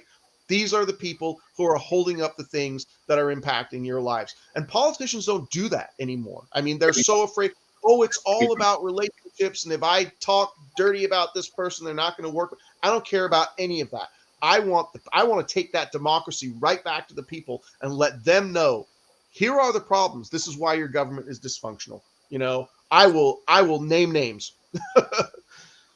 So let me ask you a question about that. Not about the naming of the names. I know you will name names and do stuff like that. But have you considered, when you go into Congress, there are going to be certain things that they are going to allocate to you as a freshman congressperson. There are going to be committee positions and assignments, okay, and also things like that. And if you come in with a militant attitude, okay, and a militant agenda, they won't give you the committee positions you need to be able to do things for your district. They will try to disempower you in that way. And that's exactly what I will tell the people in my district, right? Here's what I want to get done. They're stopping me from doing it because I want to get done. I want to get these things done. I mean, I think there's got to be some honest the communication in general between those highest levers of power and the general public is clouded. It's dishonest. It's filtered. And then people don't really learn or understand how their government is working. So I know what you're saying. I know what you're saying. Okay, so the further question is, will you introduce perspectives like that during your campaign so people know what to expect? Okay, in other words, they know that you're claiming to be a fighter, and they know that they're going to get you as a fighter in Congress. But they also have to know what that is going to entail in terms of the establishment trying to disempower you. And they also have to know going in, or should know going in, how you will fight back against this particular disempowerment. Okay, and basically the way you fight back is you make use of the rules of Congress to be able to speak and to be able to communicate and to be able to educate the people in your district and people, okay, in other districts, and basically to show them that you will never shut up until you get the committee positions, okay, that you need, that there's no way they can shut you up. So they might as well give you things to do. It's almost like that you have to stick in and say, look, either you free up all my time so I can make a lot of noise about the very bad things you're doing, or you give me things to do that will be of benefit to my constituents. Right. It's really that kind of trade-off. Yeah. And it seems to me maybe your constituents ought to know that that kind of thing is going to go on. That has to happen until the whole complexion of Congress actually changes. Yeah, I haven't had a whole lot of those specific conversations about, I have talked about coming back to my district and really letting people know what's going on. That's what I have talked about. I haven't talked about the fact that, yeah, obviously there's going to be establishment pushback on that. I mean, I don't want to get into details, but I have already experienced what the establishment will do when they get challenged. I took some heat for challenging the chair of the Democratic Party, and the establishment of the Democratic Party locally here, they were aggressive and dishonest about me, and they did it to shut me up, and they did it to punish me because I'm an outspoken critic of the corporate establishment. So I don't want to go into those details. I've already experienced it, and I know what to expect with that.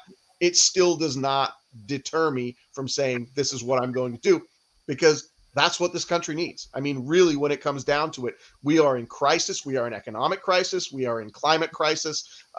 We just have crisis across the board. And unless we keep talking about it aggressively and keep calling out the problems, regardless of where they are, like we can call out problems with the Progressive Caucus, and I think we should. If the Progressive Caucus is not fighting hard enough for us, call them out for it. We elected you to do this thing. Do it. So it's not just picking on the Republicans. I mean, that's all the establishment of the Democratic Party. They play this team sports thing where everything the Republicans do is bad, and then they claim bipartisanship. Oh, isn't it great we're getting bipartisanship? Well, you just told me that these people are evil, but now you want to work with them. And I think people should work together.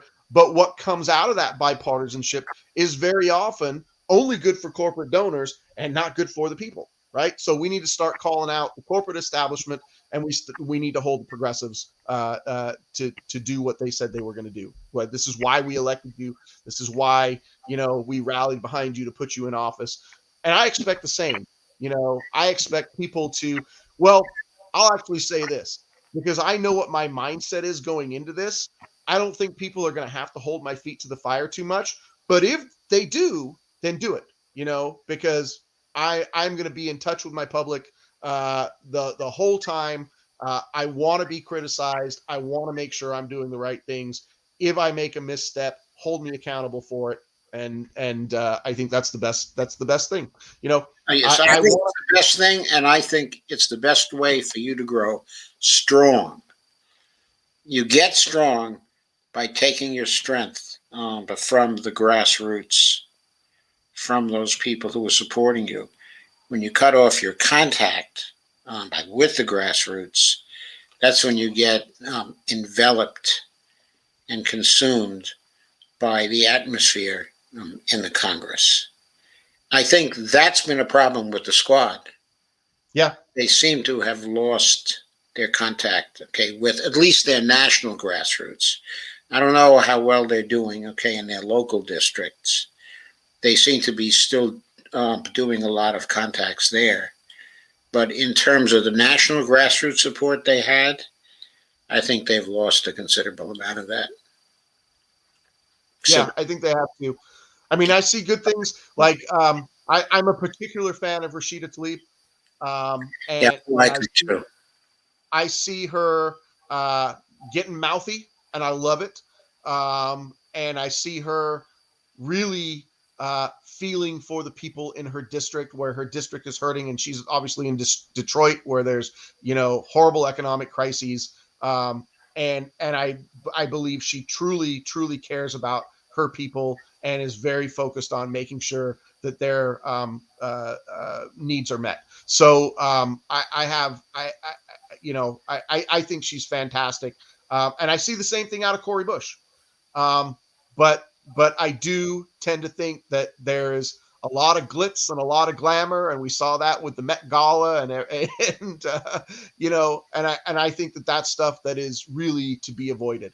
I want to be known as that person who did not leave the office until 1 o'clock because people's needs were not yet met. And I stayed up working on what I needed to work on to make sure that I could go to the floor of Congress the next day and give people hell. So Laura asks at 10:02, Jason, as an elected Democrat, would you make more candidate endorsements than members of the Progressive Caucus do? Would you consider endorsing any independents or third-party candidates? Because I am not opposed to third parties, and I actually want to make it easier for third parties to, even if they are right-wing third parties. I mean, I don't think you can open it up to left-wing third parties without also opening it up to right-wing third parties. Of course. But, as I have stated, I think we need a parliamentary type of system. And so if I can do whatever I can do at the congressional level to make it easy, or I mean, ranked choice voting has got to be one of those things, to make it easier for third parties to get some real representation in Congress. I'm going to do those things. So I'm not a party person. I mean, anybody knows that I'm not a party person, and in general, I think the two-party system is extremely detrimental to the needs of the American people. But I will fight back against that. So sure, I see myself endorsing Green Party members or other left independents. I wouldn't throw any endorsements to the right, but I want good candidates. I want good representatives for the people, and often those people are outside of the Democratic Party. I mean, take Shama Sawant, for instance. I think she's fantastic. Shama Sawant. We'd love to have her in the federal government. Yeah, she's an independent socialist, and I am fully in support of her. And she speaks to my heart. She speaks to mine too. I'm proud to know her, and I'm really hoping that Seattle elects Nikita Oliver here in the upcoming city council elections, because she will be Shama number 2, we need that. And so I'm happy to endorse outside of the Democratic Party for sure. And Laura asks, but do you believe we need a coalition government? Well, with a multi-party system, I think a coalition government actually helps. It helps broaden perspectives, and if part of that coalition is left leaning, that means the left is gonna get some of what they want. So yeah, I'm fine with coalition government. I mean, we can't have a coalition government with a two-party system. There's no such thing. All we get is this quote unquote corporate bipartisanship, but it's all corporate bipartisanship. So yeah. So Lana asks, I like what Jason has to say. I can't vote for him in the state of Minnesota, but plan to send some dollars for the campaign. When do they vote? So my primary is in August of 22. Washington State has one of the latest primaries in the primary season. We're always the first Tuesday in August. I'm not sure. I think is that the 3rd or the 4th this time around? I don't even know. But whatever the first Tuesday in August is, that would be my primary date. I will file my candidacy officially in the 3rd week of May. And then, we in Washington, we get 1 week. All candidates get 1 week to file. So when we come out of that third week of May, we'll know who's going to be on the ballot, and then there's going to be a fight to the primary day. We get about 3 months to fight it out over the summer. Hopefully we get on the ballot next to Rick Larson, and he doesn't want to debate. He went through the entirety of the 2020 season without acknowledging my campaign once, because to acknowledge that he was being challenged for the left does him absolutely no good at all. So he has ignored us. We get on the ballot next to him, he can't ignore us. Exactly. So he can't ignore 20 years of shitty record either. Catherine Tokarska says, or student loan cancellation, I think would have done it for her. That's an interesting suggestion. Hillary, yeah. Hillary might have won if she had only come out for student loan cancellation. Even that. I don't even remember that being talked about in 2016, other than, how much did Bernie talk about canceling student loan debt? I guess that would have been, I guess that would have been on the table in 2016 because of Bernie. But, we can't even get Biden to cancel $10,000 that he said he might do. Initially it was maybe 50, then it went down to 10, and he hasn't done a damn thing about it right now. He's done a little bit here and there for a few select groups of people, but it's, amounted to less. Honestly, and I want to talk about student loan debt for just a second.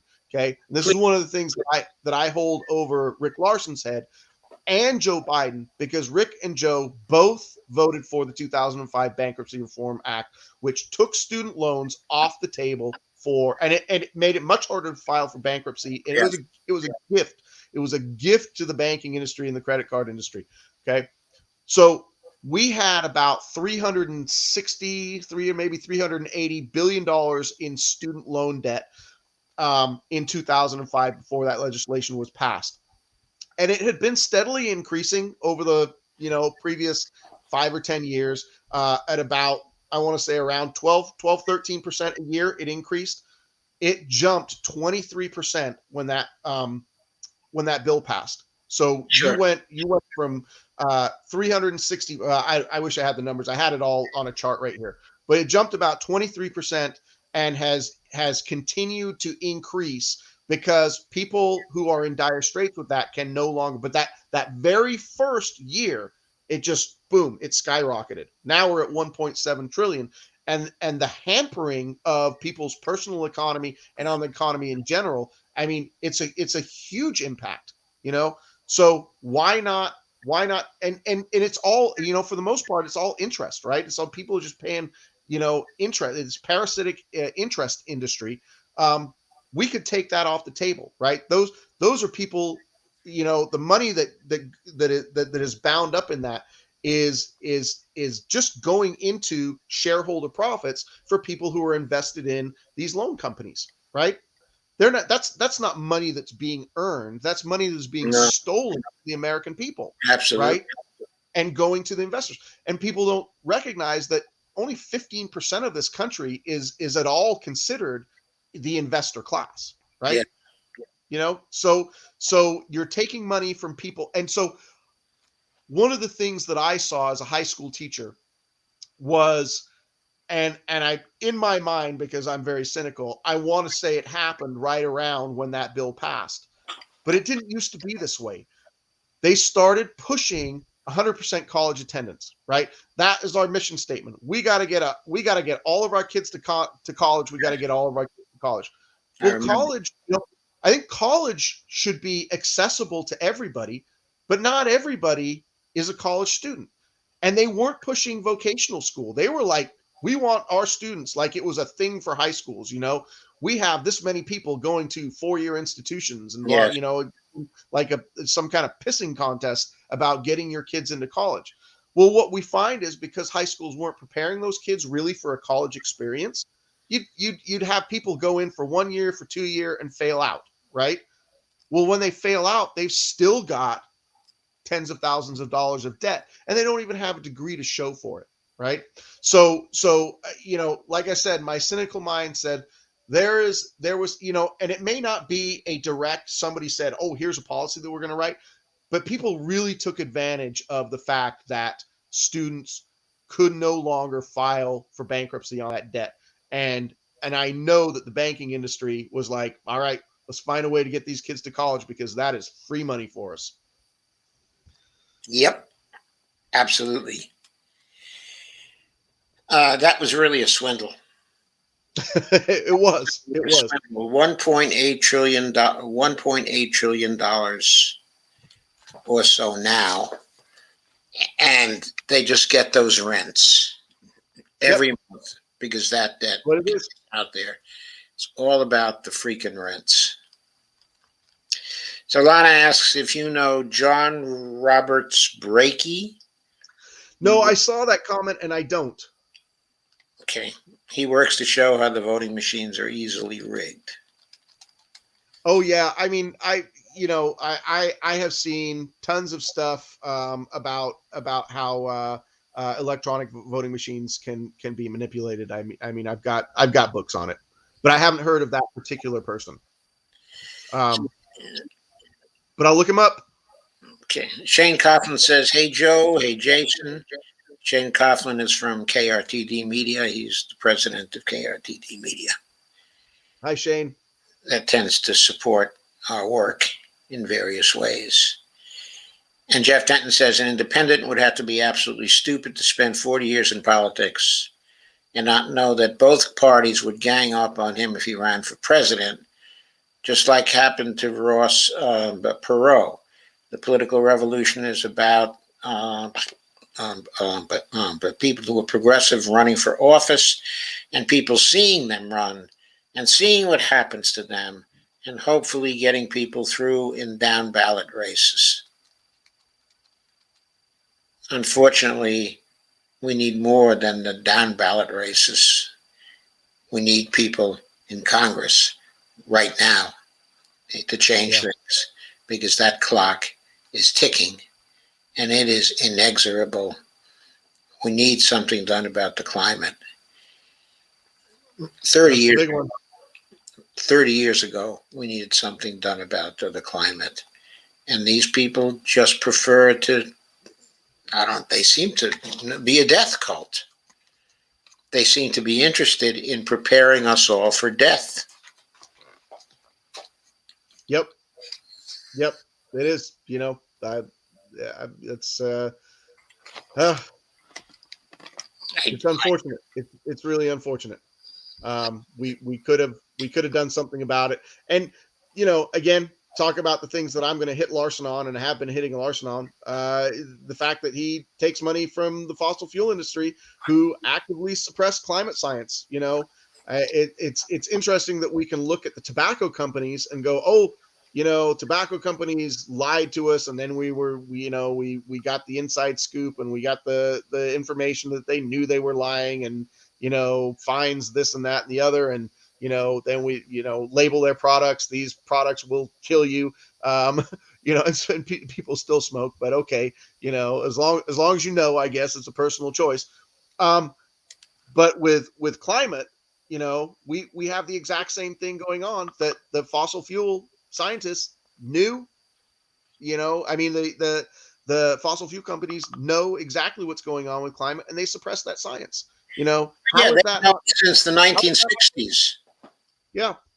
How is that not criminal? I mean, they put us in a position where the entire planet is going to die within 100 years because of what they have done and what they knew and what they suppressed so that they can make profits.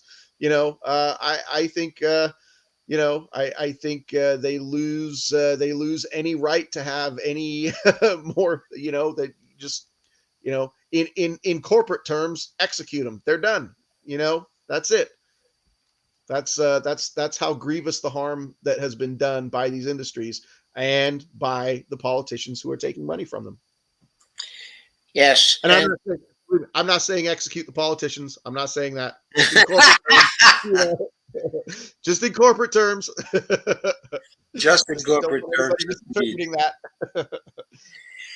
Okay, and but so Michelle de Villiers says Ziggy. That was my cat. I see. I see. Michelle knows I That might have been a reference to you in some way, but I didn't realize that was your cat. yeah.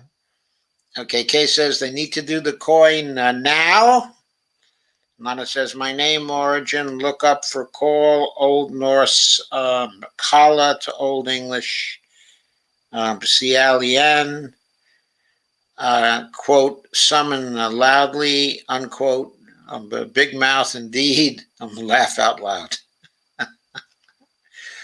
What Lana does is she looks up the origin, okay, of names. She loves Okay. to do that. And so she's talking about the origin, okay, of your last name. Well, Paul.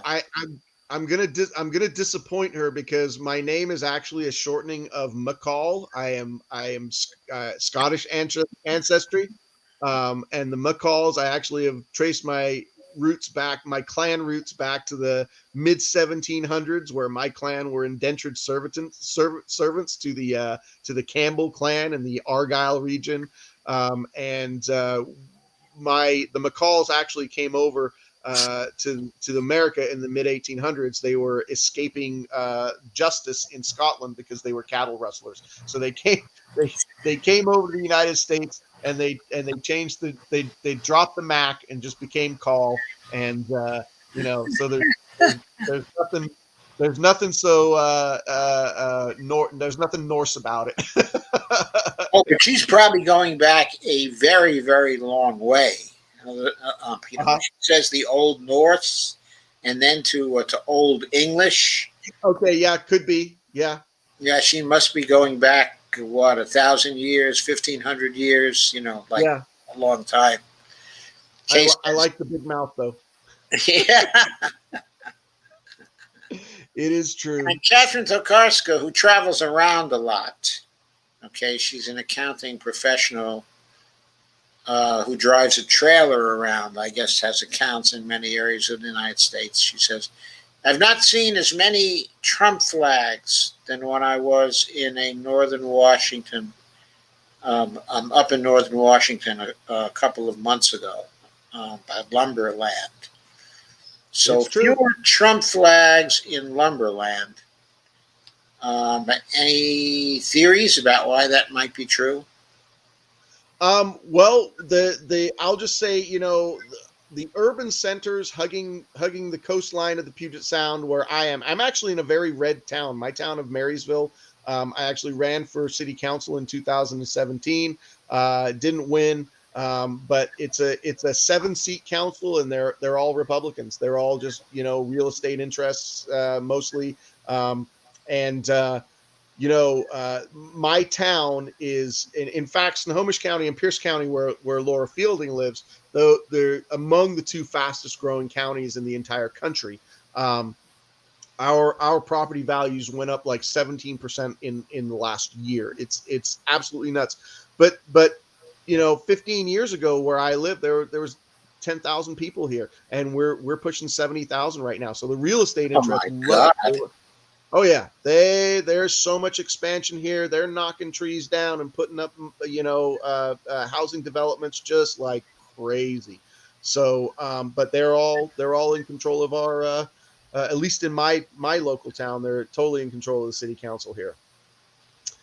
Laura says, that reminds me, I need to call Cantwell tomorrow and tell her I'll thank her when she co-sponsors the Medicare for All. And then Laura says, pigs will fly first. Well, it hasn't been introduced in the Senate this session, has it? No, it hasn't, because Bernie hasn't introduced it. Yeah, Bernie needs to put it on the table. He probably doesn't want to put it on the table because he probably made a deal with Biden not to put it on the table in the Senate, don't you think? Yeah. Some kind of tacit agreement. I'm not going to give you too much trouble.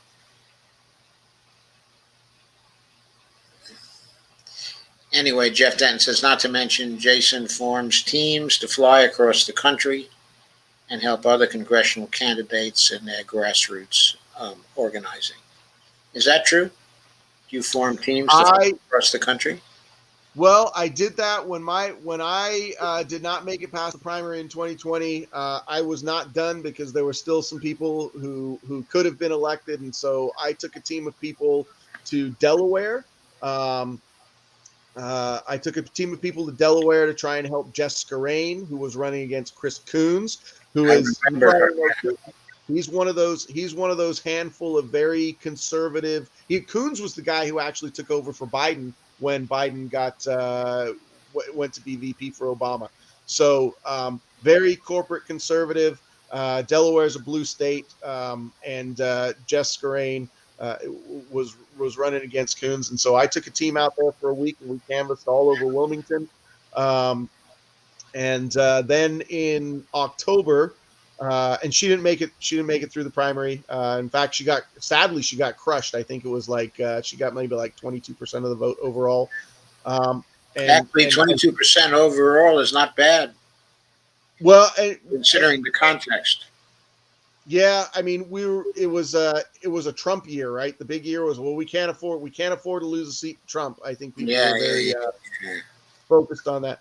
And then went over to West Virginia with a team, and we canvassed all over the 3rd district in West Virginia for Hillary Turner and Paula Jean Swearingen. So we were knocking doors for Hillary and Paula Jean. And obviously we didn't, but this is the thing with the Democratic Party. I mean, they had 4 progressive women running. They had 3 districts in West Virginia. They're actually redistricted down to 2 districts now.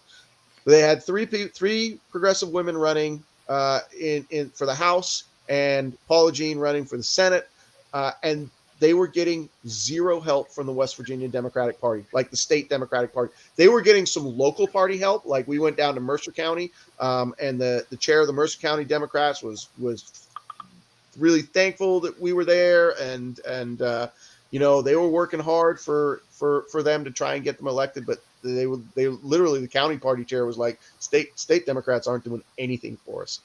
So that was frustrating. As all of those seats were lost. But West Virginia, man, we ran into some people who were just like, Democrats are baby killers. I mean, that was it. That was their line. I won't ever vote for a Democrat, because of the abortion issue. I was like, all right, well, we can't have a conversation then. I don't know what to say. Yeah, that's amazing. Yes. So Laura says, so true. You absolutely had Jason call. I'm sure hoping you call on us to help you fight. That's the thing I wish elected progressives would do more of, is to rally the peace army. Yeah. Well, I am known for, like I said, we've discussed my anti-war, and I will not be voting for any NDAAs. And we need a severe reduction in military.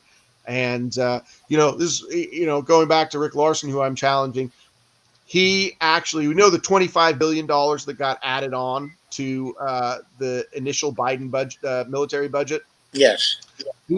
Larson did not vote for that, and neither did Adam Smith, who is the chair of Armed Services. So Larson and Adam Smith are both on Armed Services. And I'm telling you, the only reason that he did not vote for it is because he knows I'm after him, and he knows Stephanie Gallardo is after him in District 9. And we are holding them to account on their military ties. So he wants to come back and say, well, I didn't vote for that increase, but of course he's going to vote for the final bill. He's going to vote for it overall. He will, for sure. Of course he will. Of course he will. So it was a performative stunt, but I'd be willing to bet he's going to use it. Okay, so Laura agrees with you that we need elected Dems to begin taking some real risks of some moves that are outside the box, because you're right. There isn't time to build an entirely new party, not in terms of the climate crisis. So I'm so glad to hear, Jason, that you would definitely make third-party candidate endorsements. So Laura liked that. Good deal. And Jeff Denton says, Cory Bush got through, but it's much harder to buy and rig elections the further into the grassroots you go, where people can watch them closely. Yeah, I think Jeff's right about that. Laura says, this is a great interview. I need to sign off for the night, but great stuff. Thank you both. Thank you for coming, Laura. We enjoyed having you here. Lana says, I actually redacted that. There was another entry. Not sure what you redacted exactly, Lana, but I'm sure you'll tell me later. KRTD Media says, Jason, that's Shane Coughlin again. Jason, Okay. if you are in Congress, are you willing to fight on something even if you are the only one? If the entire Yes. CDC refuses to fight, will you fight anyway? Jason I mean, says, I want to say, I mean, I'll say yes. It may not be the issues that you want me to fight on, but if I have my convictions on something and I'm the only one, yes, I will. I mean, I want to be cautious about that because, we each have whatever our priorities are. And I do think that there's an element of having to pick your battles on this, but there are things that I am committed to. Like I said, I won't vote for an NDAA if it's increasing the military budget. I want reductions in military budget. So we'll see what happens. I would say this, talking about what's happening right now, again, going back to infrastructure and reconciliation. I would absolutely hold my vote, even if I was the only one. I hope the progressives will unify around this and block that bill if we don't get the reconciliation. But if they don't, I would be happy being. And I said I wouldn't vote for Nancy Pelosi for chair. I don't care. I mean, I think we need change, and I think you've got to vote for you've got to vote your conscience on that. right. So you answered Shane's second question also. So Laura says, so I should never knit you some Argyle socks. Right. Jeff says, my name is similar, Denton, referencing to a town being built in a den near Manchester, England, where their castle still exists, and we escaped the royalty to become hillbillies in Arkansas. Well, I guess if you escaped, it's pretty good, even if you had to become hillbillies in Arkansas. Ma says, okay, trying again. Go Scotland. I salute you. But mine is Maccoon,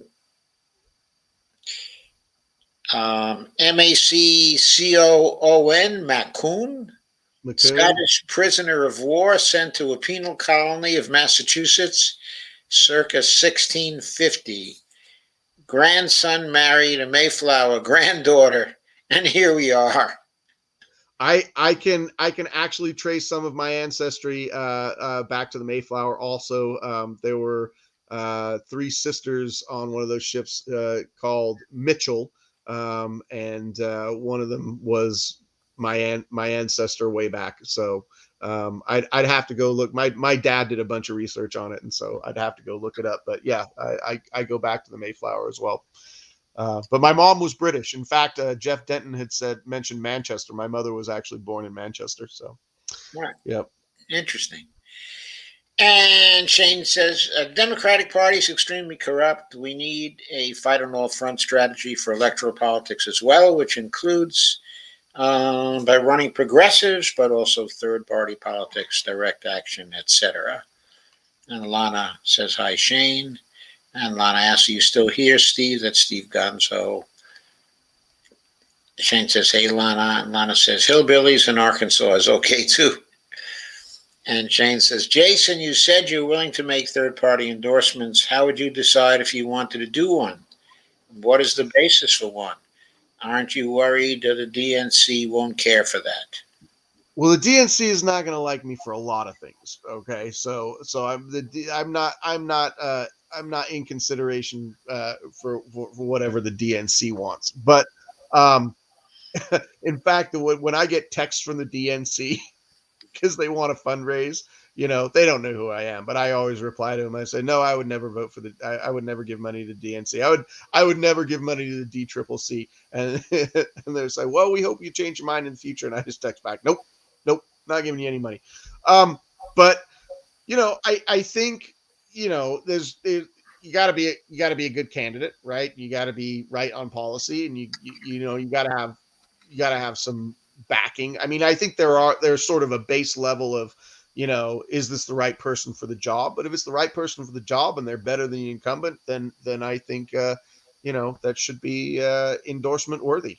I think all of this goes back to, like, party politics is terrible, and our nation and our planet are in crisis. So I'm not interested in what the Democratic Party wants, because I know that the Democratic Party at those higher echelons, this corporate establishment, they're completely corrupt, and they don't have their eye on the ball in terms of what's gonna help people. So I definitely want to make sure that we make some changes. I think it's very difficult to win outside of the Democratic Party. Like, I would say this: if you're running in a red district, I would endorse somebody in a red district to beat a Republican. I would somebody outside the Democratic Party, because the Democratic Party itself doesn't put in any help. I mentioned my friend Doug McKinley in the 4th district here in Washington. Democratic Party didn't help him at all, and he, I want to say he could have won that race. I mean, he was on the ballot. But they didn't want to help him. They didn't think it was a good investment. All right, so I may endorse a progressive Democrat. I may endorse a Green or a socialist or whatever to run against a Republican. That's no skin off my nose. I want a good candidate to win. I think endorsing somebody against a sitting Democrat, if it's a terrible sitting Democrat, yeah. I mean, like right now, Stephanie Gallardo, Rebecca Parson, like, hell yeah, I endorse both of them. They're both running as Democrats, but even if they weren't, I think we need to get rid of these garbage Democrats. And there's a ton of garbage Democrats in Washington State. People don't realize how bad our Democrats are here. Yeah, there are a ton of really atrocious Democrats in California too. Yeah, for sure. Such as the Speaker. You got a lot of good progressive candidates running in California as well. I mean, there's good progressives running in California. Well, it looks like we've kind of come to the end of the comments. Okay. Okay. And it looks like it's time to say goodnight. Kay Ryan says, thank you both for a great discussion. I love you all. And we love you too, Kay. And Kay also says, yes, both parties are corrupt as hell. And Shane asks one more question. Jason, what are your thoughts on Nina Turner joining TYT after everything TYT has done?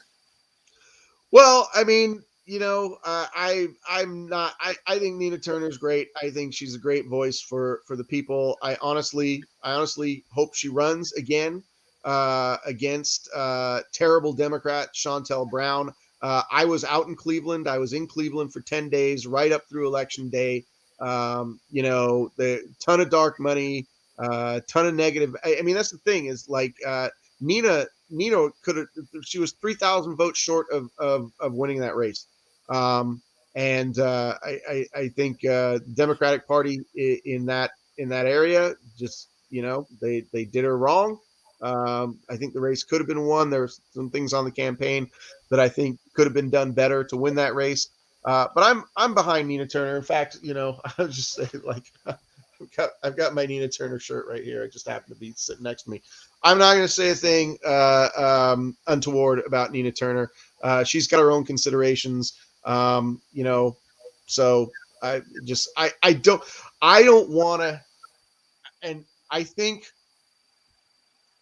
we've got a real problem on the left right now with infighting, and I think it doesn't help get people like me elected. I think that there are too many people who are like, well, if you don't do this, you don't do that, then I can't support. I mean, I've literally had people tell me, I agree with everything that you say in terms of policy, but I'm not going to help you because you got a D behind your name. And as much as I tell them I can't win the seat unless I have a D behind my name, I can't. There's no political calculus whatsoever that gives me a win unless I have a D behind my name. So I got to put the D behind my name. I will challenge the Democratic Party from the inside, but unless I put the D behind my name, I don't win the seat. That I might as well just go back and just be an activist. So I think that there are, I guess the word, I guess it's purity tests. But I think there are way too many. I think a lot of people don't understand how institutional power is built and wielded in this country, and I think that there are times when you have to give a little bit in order to get a win. So I'm not gonna I'm not gonna dig on the squad.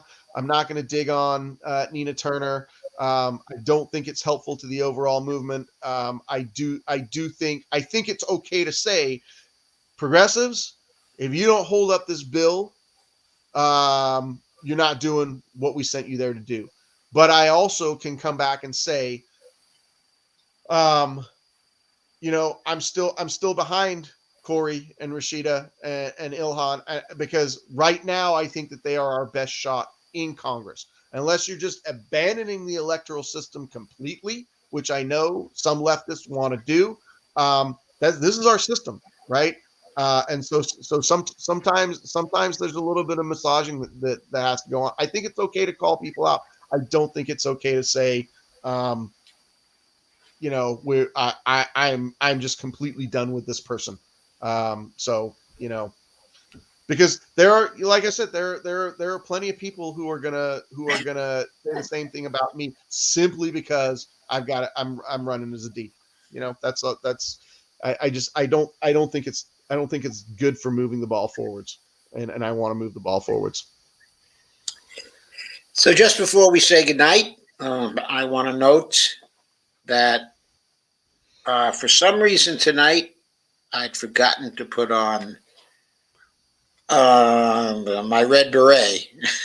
So there it is. I don't know I've why got my I red just beret thought of it. I don't know why I just thought of it. I don't know where my red beret is. It's somewhere. It's somewhere close. But Shane, like what you said there, I personally don't trust TYT. That's fine. I mean, I can understand that. They may have a different calculation. But when you say it is what it is, and I'll have to watch and see if she changes her message. Yeah, I mean, see what comes out of it before you. I think there's a lot of automatic, like, oh, this person had a conversation with somebody and therefore we can't trust them anymore. I don't think that that's helpful. I think we've got to try and build coalitions. Yeah. And so my daughter has checked in, Devorah Firestone, and she says, yes, I've heard of people who think they must choose from the big two. My guess, the way out is for a celeb to run as a Green or People's Party candidate and to then allow more to win by association. Well, that's an interesting suggestion. Unfortunately, Matthew McConaughey wants to run as a Democrat. Well, Matthew McConaughey is sketchy in terms of his politics, as far as I'm concerned. I don't remember exactly what the situation was, but he just, he strikes me as somebody who's pretty, like, out of touch with regular folks. I mean, he said some things that were pretty cringeworthy, and I wish I could remember what it was, but I was like, oh, okay. Yeah, he strikes me that way too. I had no intention of recommending him for anything. He was just the first of the celebs who sprang into my mind. Okay, at this point, but and I didn't know Devorah was your daughter, but she and I are Facebook friends. Yeah, she is indeed my daughter. But she lives out in the LA area. She's trying to break into films. Yeah.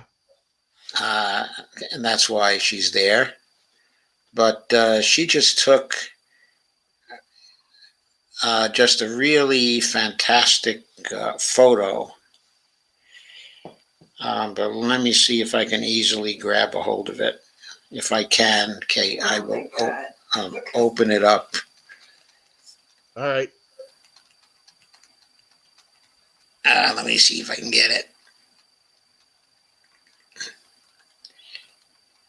But this is a new publicity photo that you just cut. Let me share it. Okay, I have it open at this point. But you will allow me to be a proud father for a moment and share this one. Where is it? Where is it? Where is it? What happened to it? You just had it up a minute ago. Oh, I know what happened. It's in an application window. There it is. Can everybody see it? You should be able to see it. Yep. What kind of film work? I mean, any particular genre or whatever comes your way, Laura?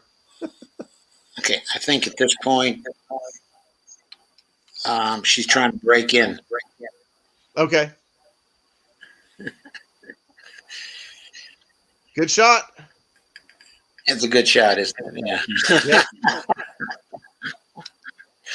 Okay, so Lena says, I think Nina's a bit out of touch. Still thinks TYT is okay. KRTD Media says, I personally don't trust TYT and was disappointed by the announcement, but it is what it is. I'll have to watch and see and make sure Nina doesn't change her message and see if she challenges Jenk and Anna's BS. And that Devorah says I play evil intellectuals, and that is exactly the look there. So, oh, I thought that was a very simpatico look she had, but just a little mysterious. But maybe that is Kay, an evil intellectual. And Lena says we'll have to keep tabs on that. And KRTD Media says definitely. Devorah says, give me a straight-laced green to run against him, okay, and you get a win. To run against who? Oh, probably Matthew McConaughey, maybe. Oh, yeah. I mean, yeah, sure. Kay says that she's off to bed and she loves us all. We love you too, Kay. So I think Laura's comment here at for me it's 8:43, so you it's 11:43. That's fine with me. I'm totally inexhaustible when it comes to these live streams. Laura says, I agree with you, Jason, that we can call out and hold to account without throwing people away. And I think that is really important. I think I think it's important to call people out. I mean, you can call people out. I mean, I think it's okay to call the squad out for, like, I've criticized AOC, like the whole mama bear thing. What the hell was that? You know, that is not a way to inspire confidence in someone like myself that you are going to see mama bear. That tells me that you're too deep into whatever. Now you're into a personal relationship thing rather than saying, I'm here fighting for principle. So I thought that was a very troubling comment. I thought it was a troubling comment, but not to put too fine a point on it. It struck me as sucking up. Yeah.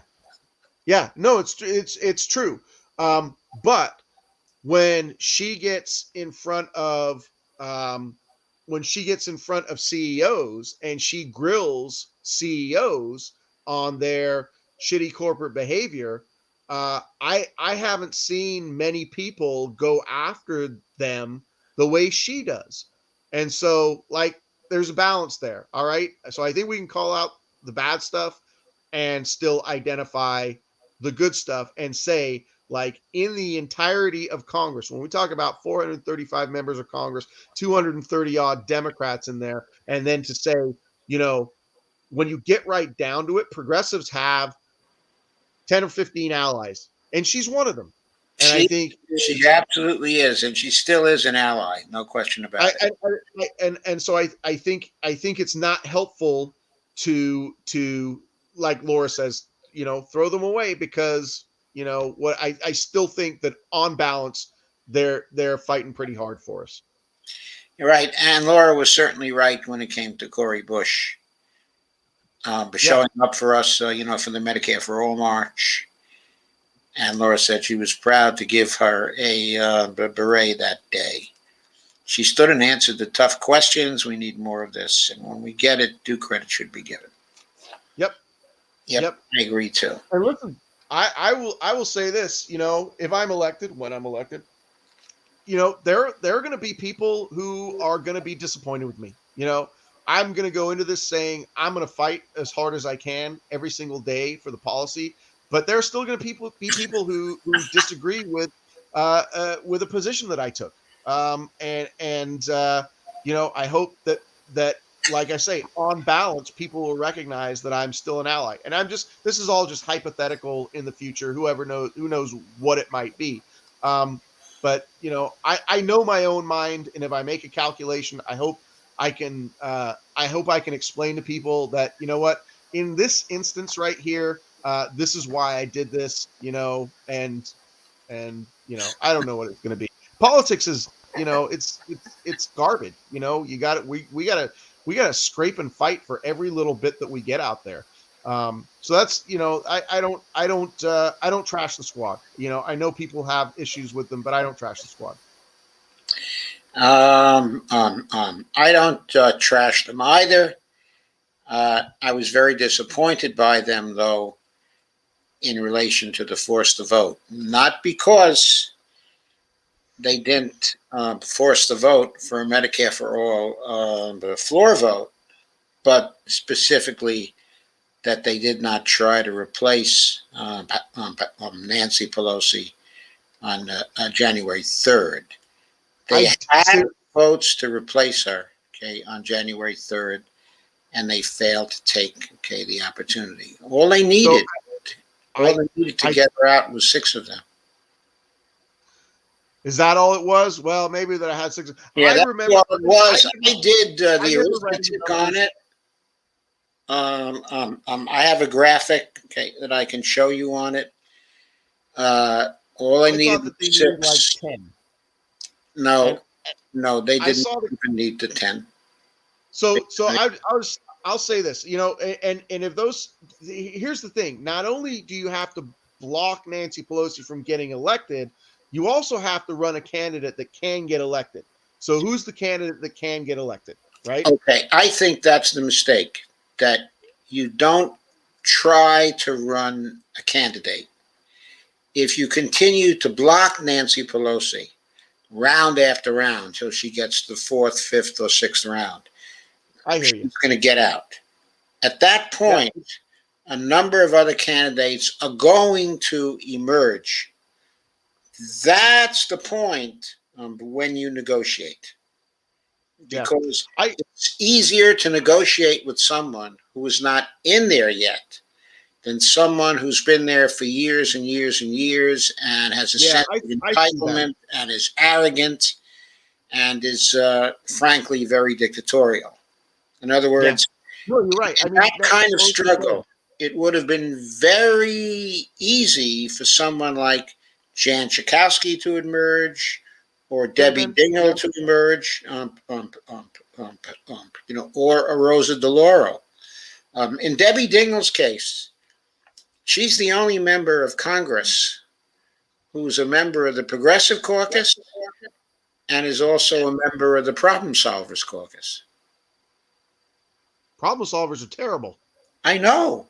She has contacts in the Problem Solvers Caucus. She's a member of that caucus. She might very well have been the only person who would have been acceptable to both the CPC and the Problem Solvers Caucus. Yeah. Well, that's a different perspective, and I see what you were saying. I didn't have anybody, kind of talk it through that way, and I do see that. My big issue with the force the vote thing is, one, I thought the number was higher than 10, but I mean higher than 6. But I looked at the graphic, like, if these 10 people, and who did I see on there? I saw Raul Grijalva, I saw Katie Porter, I saw Pramila Jayapal, and I instantly said, those 3 are never going to vote against Nancy Pelosi. I'll tell you right now, Pramila Jayapal is not going to vote against that. Katie Porter is not going to vote against Nancy Pelosi. Absolutely not. Absolutely not. If you are hanging your hopes on, a coalition that includes those 3, you're dead. I wasn't hanging my hopes on them. No, I was just talking. I'm not talking about you. I'm talking people in general kept Yeah. throwing this. If these 10 people did this, and I said I can point out 3 right away who will never do it. So and then and if Nancy Pelosi's not there, and I agree she shouldn't be, who you replace it with? And so maybe there was an avenue to do it. I just it was so outside of anything that I thought people would actually do. I found the fighting that came out of that on the left was like, okay, but now this is destructive to us, right? Now this is destructive to our own sort of we've got to keep fighting for these policies. So I thought the whole force the vote thing was on par, not helpful to the movement. And I know that is an unpopular opinion, and I don't mind stating it. But I see what you're saying there. Round after round after round of just blocking her, and finally she just gives up and quits, and then you can get an avenue to somebody else. But I just never really saw that happening. So there it is. Okay.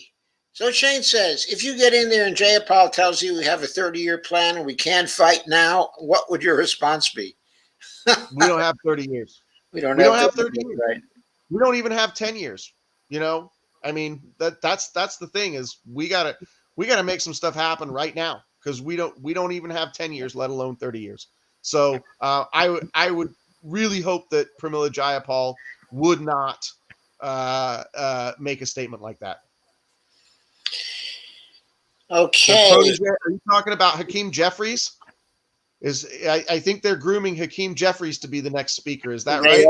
They are. I think that as well. And I don't think that Hakeem Jeffries, if he had emerged in that circumstance, I don't think that he could possibly have stopped from also getting blocked for as long as it took to get him to withdraw, because he is totally unacceptable to the CPC.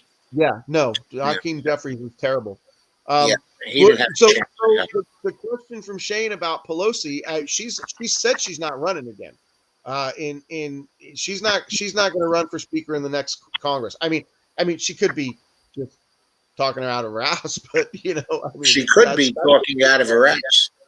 But that's a very good possibility with her, because she talks out of her ass a lot. And if it comes around to her running again, especially if the progressives can hold the line on this infrastructure reconciliation thing, I hope that they will turn around and unify around not reelecting her. And I said I wouldn't vote for her, so I won't vote for her regardless of what the situation is. But I hope that she does the right thing and steps down. And I also, but this is where the progressives, they really do have to strategize on how can we get the most progressive person in that seat that we possibly can get. I don't know if it is one of the members of the Progressive Caucus, like that handful of. I would love to see Pramila Jayapal as Speaker of the House. I really would. I think she'd be great. Yes, but I think that she would be completely unacceptable to the right. So if we had a narrow majority, as we have now, she would not be a possibility. There has to be someone who's in the center of the caucus. Someone who's in the center of the caucus would still be to the left, of Nancy Pelosi. Sure. Okay, and the things we would have to get would be 3 things. First, a commitment to certain floor votes.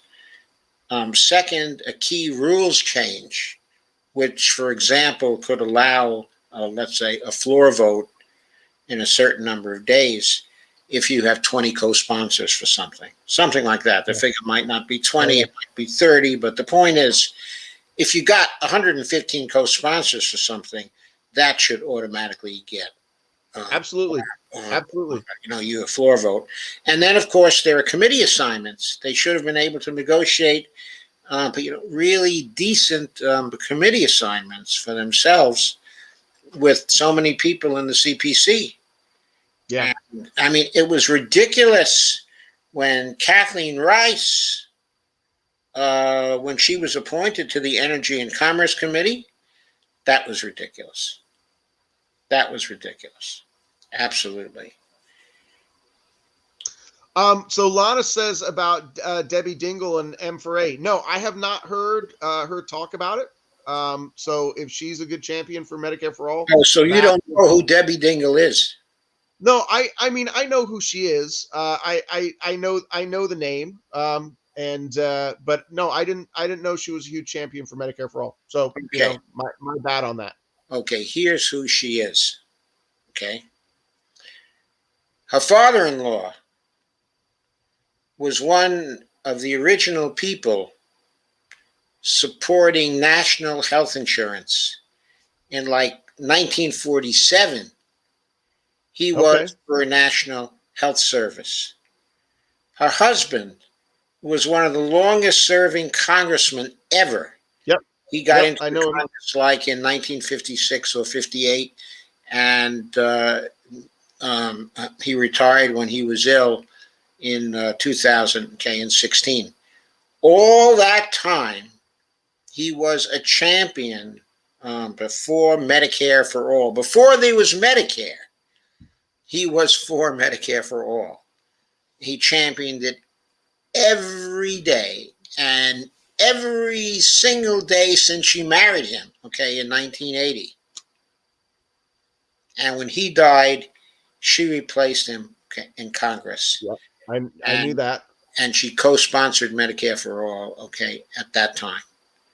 And fantastic. She has that family connection, to Medicare for All. And she's never going to go against it. And of course, she was a co-sponsor of HR 1976. At this point, if you recall, she was the chief co-sponsor of that, when Jayapal introduced it. Yeah, I don't remember a ton of the names who had done the co-sponsoring, so that's a failure on my part, but I'm glad I'm informed on it now. Yeah, she was the person standing beside Jayapal. Okay. When she introduced that bill, and she was the first person to speak in support of it as well. Okay.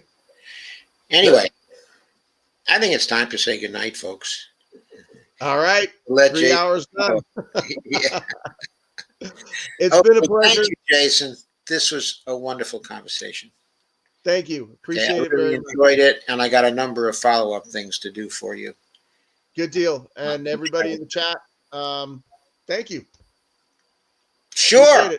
Sure. A great pleasure. Thank you, Laura, for coming and supporting. You gave us very strong support in this. And thank you, Lana. And thank you, Shane. And thank you, Jeff Netton. And thank you, everyone. This was a wonderful conversation. All right. So good night. Tomorrow, I will be back again with Shari Snuggs. Oh, great. Tomorrow, he wants to talk to me about MMT. He made a special request to come on again to talk about MMT. So I agreed to answer all of his questions, on MMT, since that's one of my things. It's a good thing. Okay. Right. Good night, everybody. Have a good night.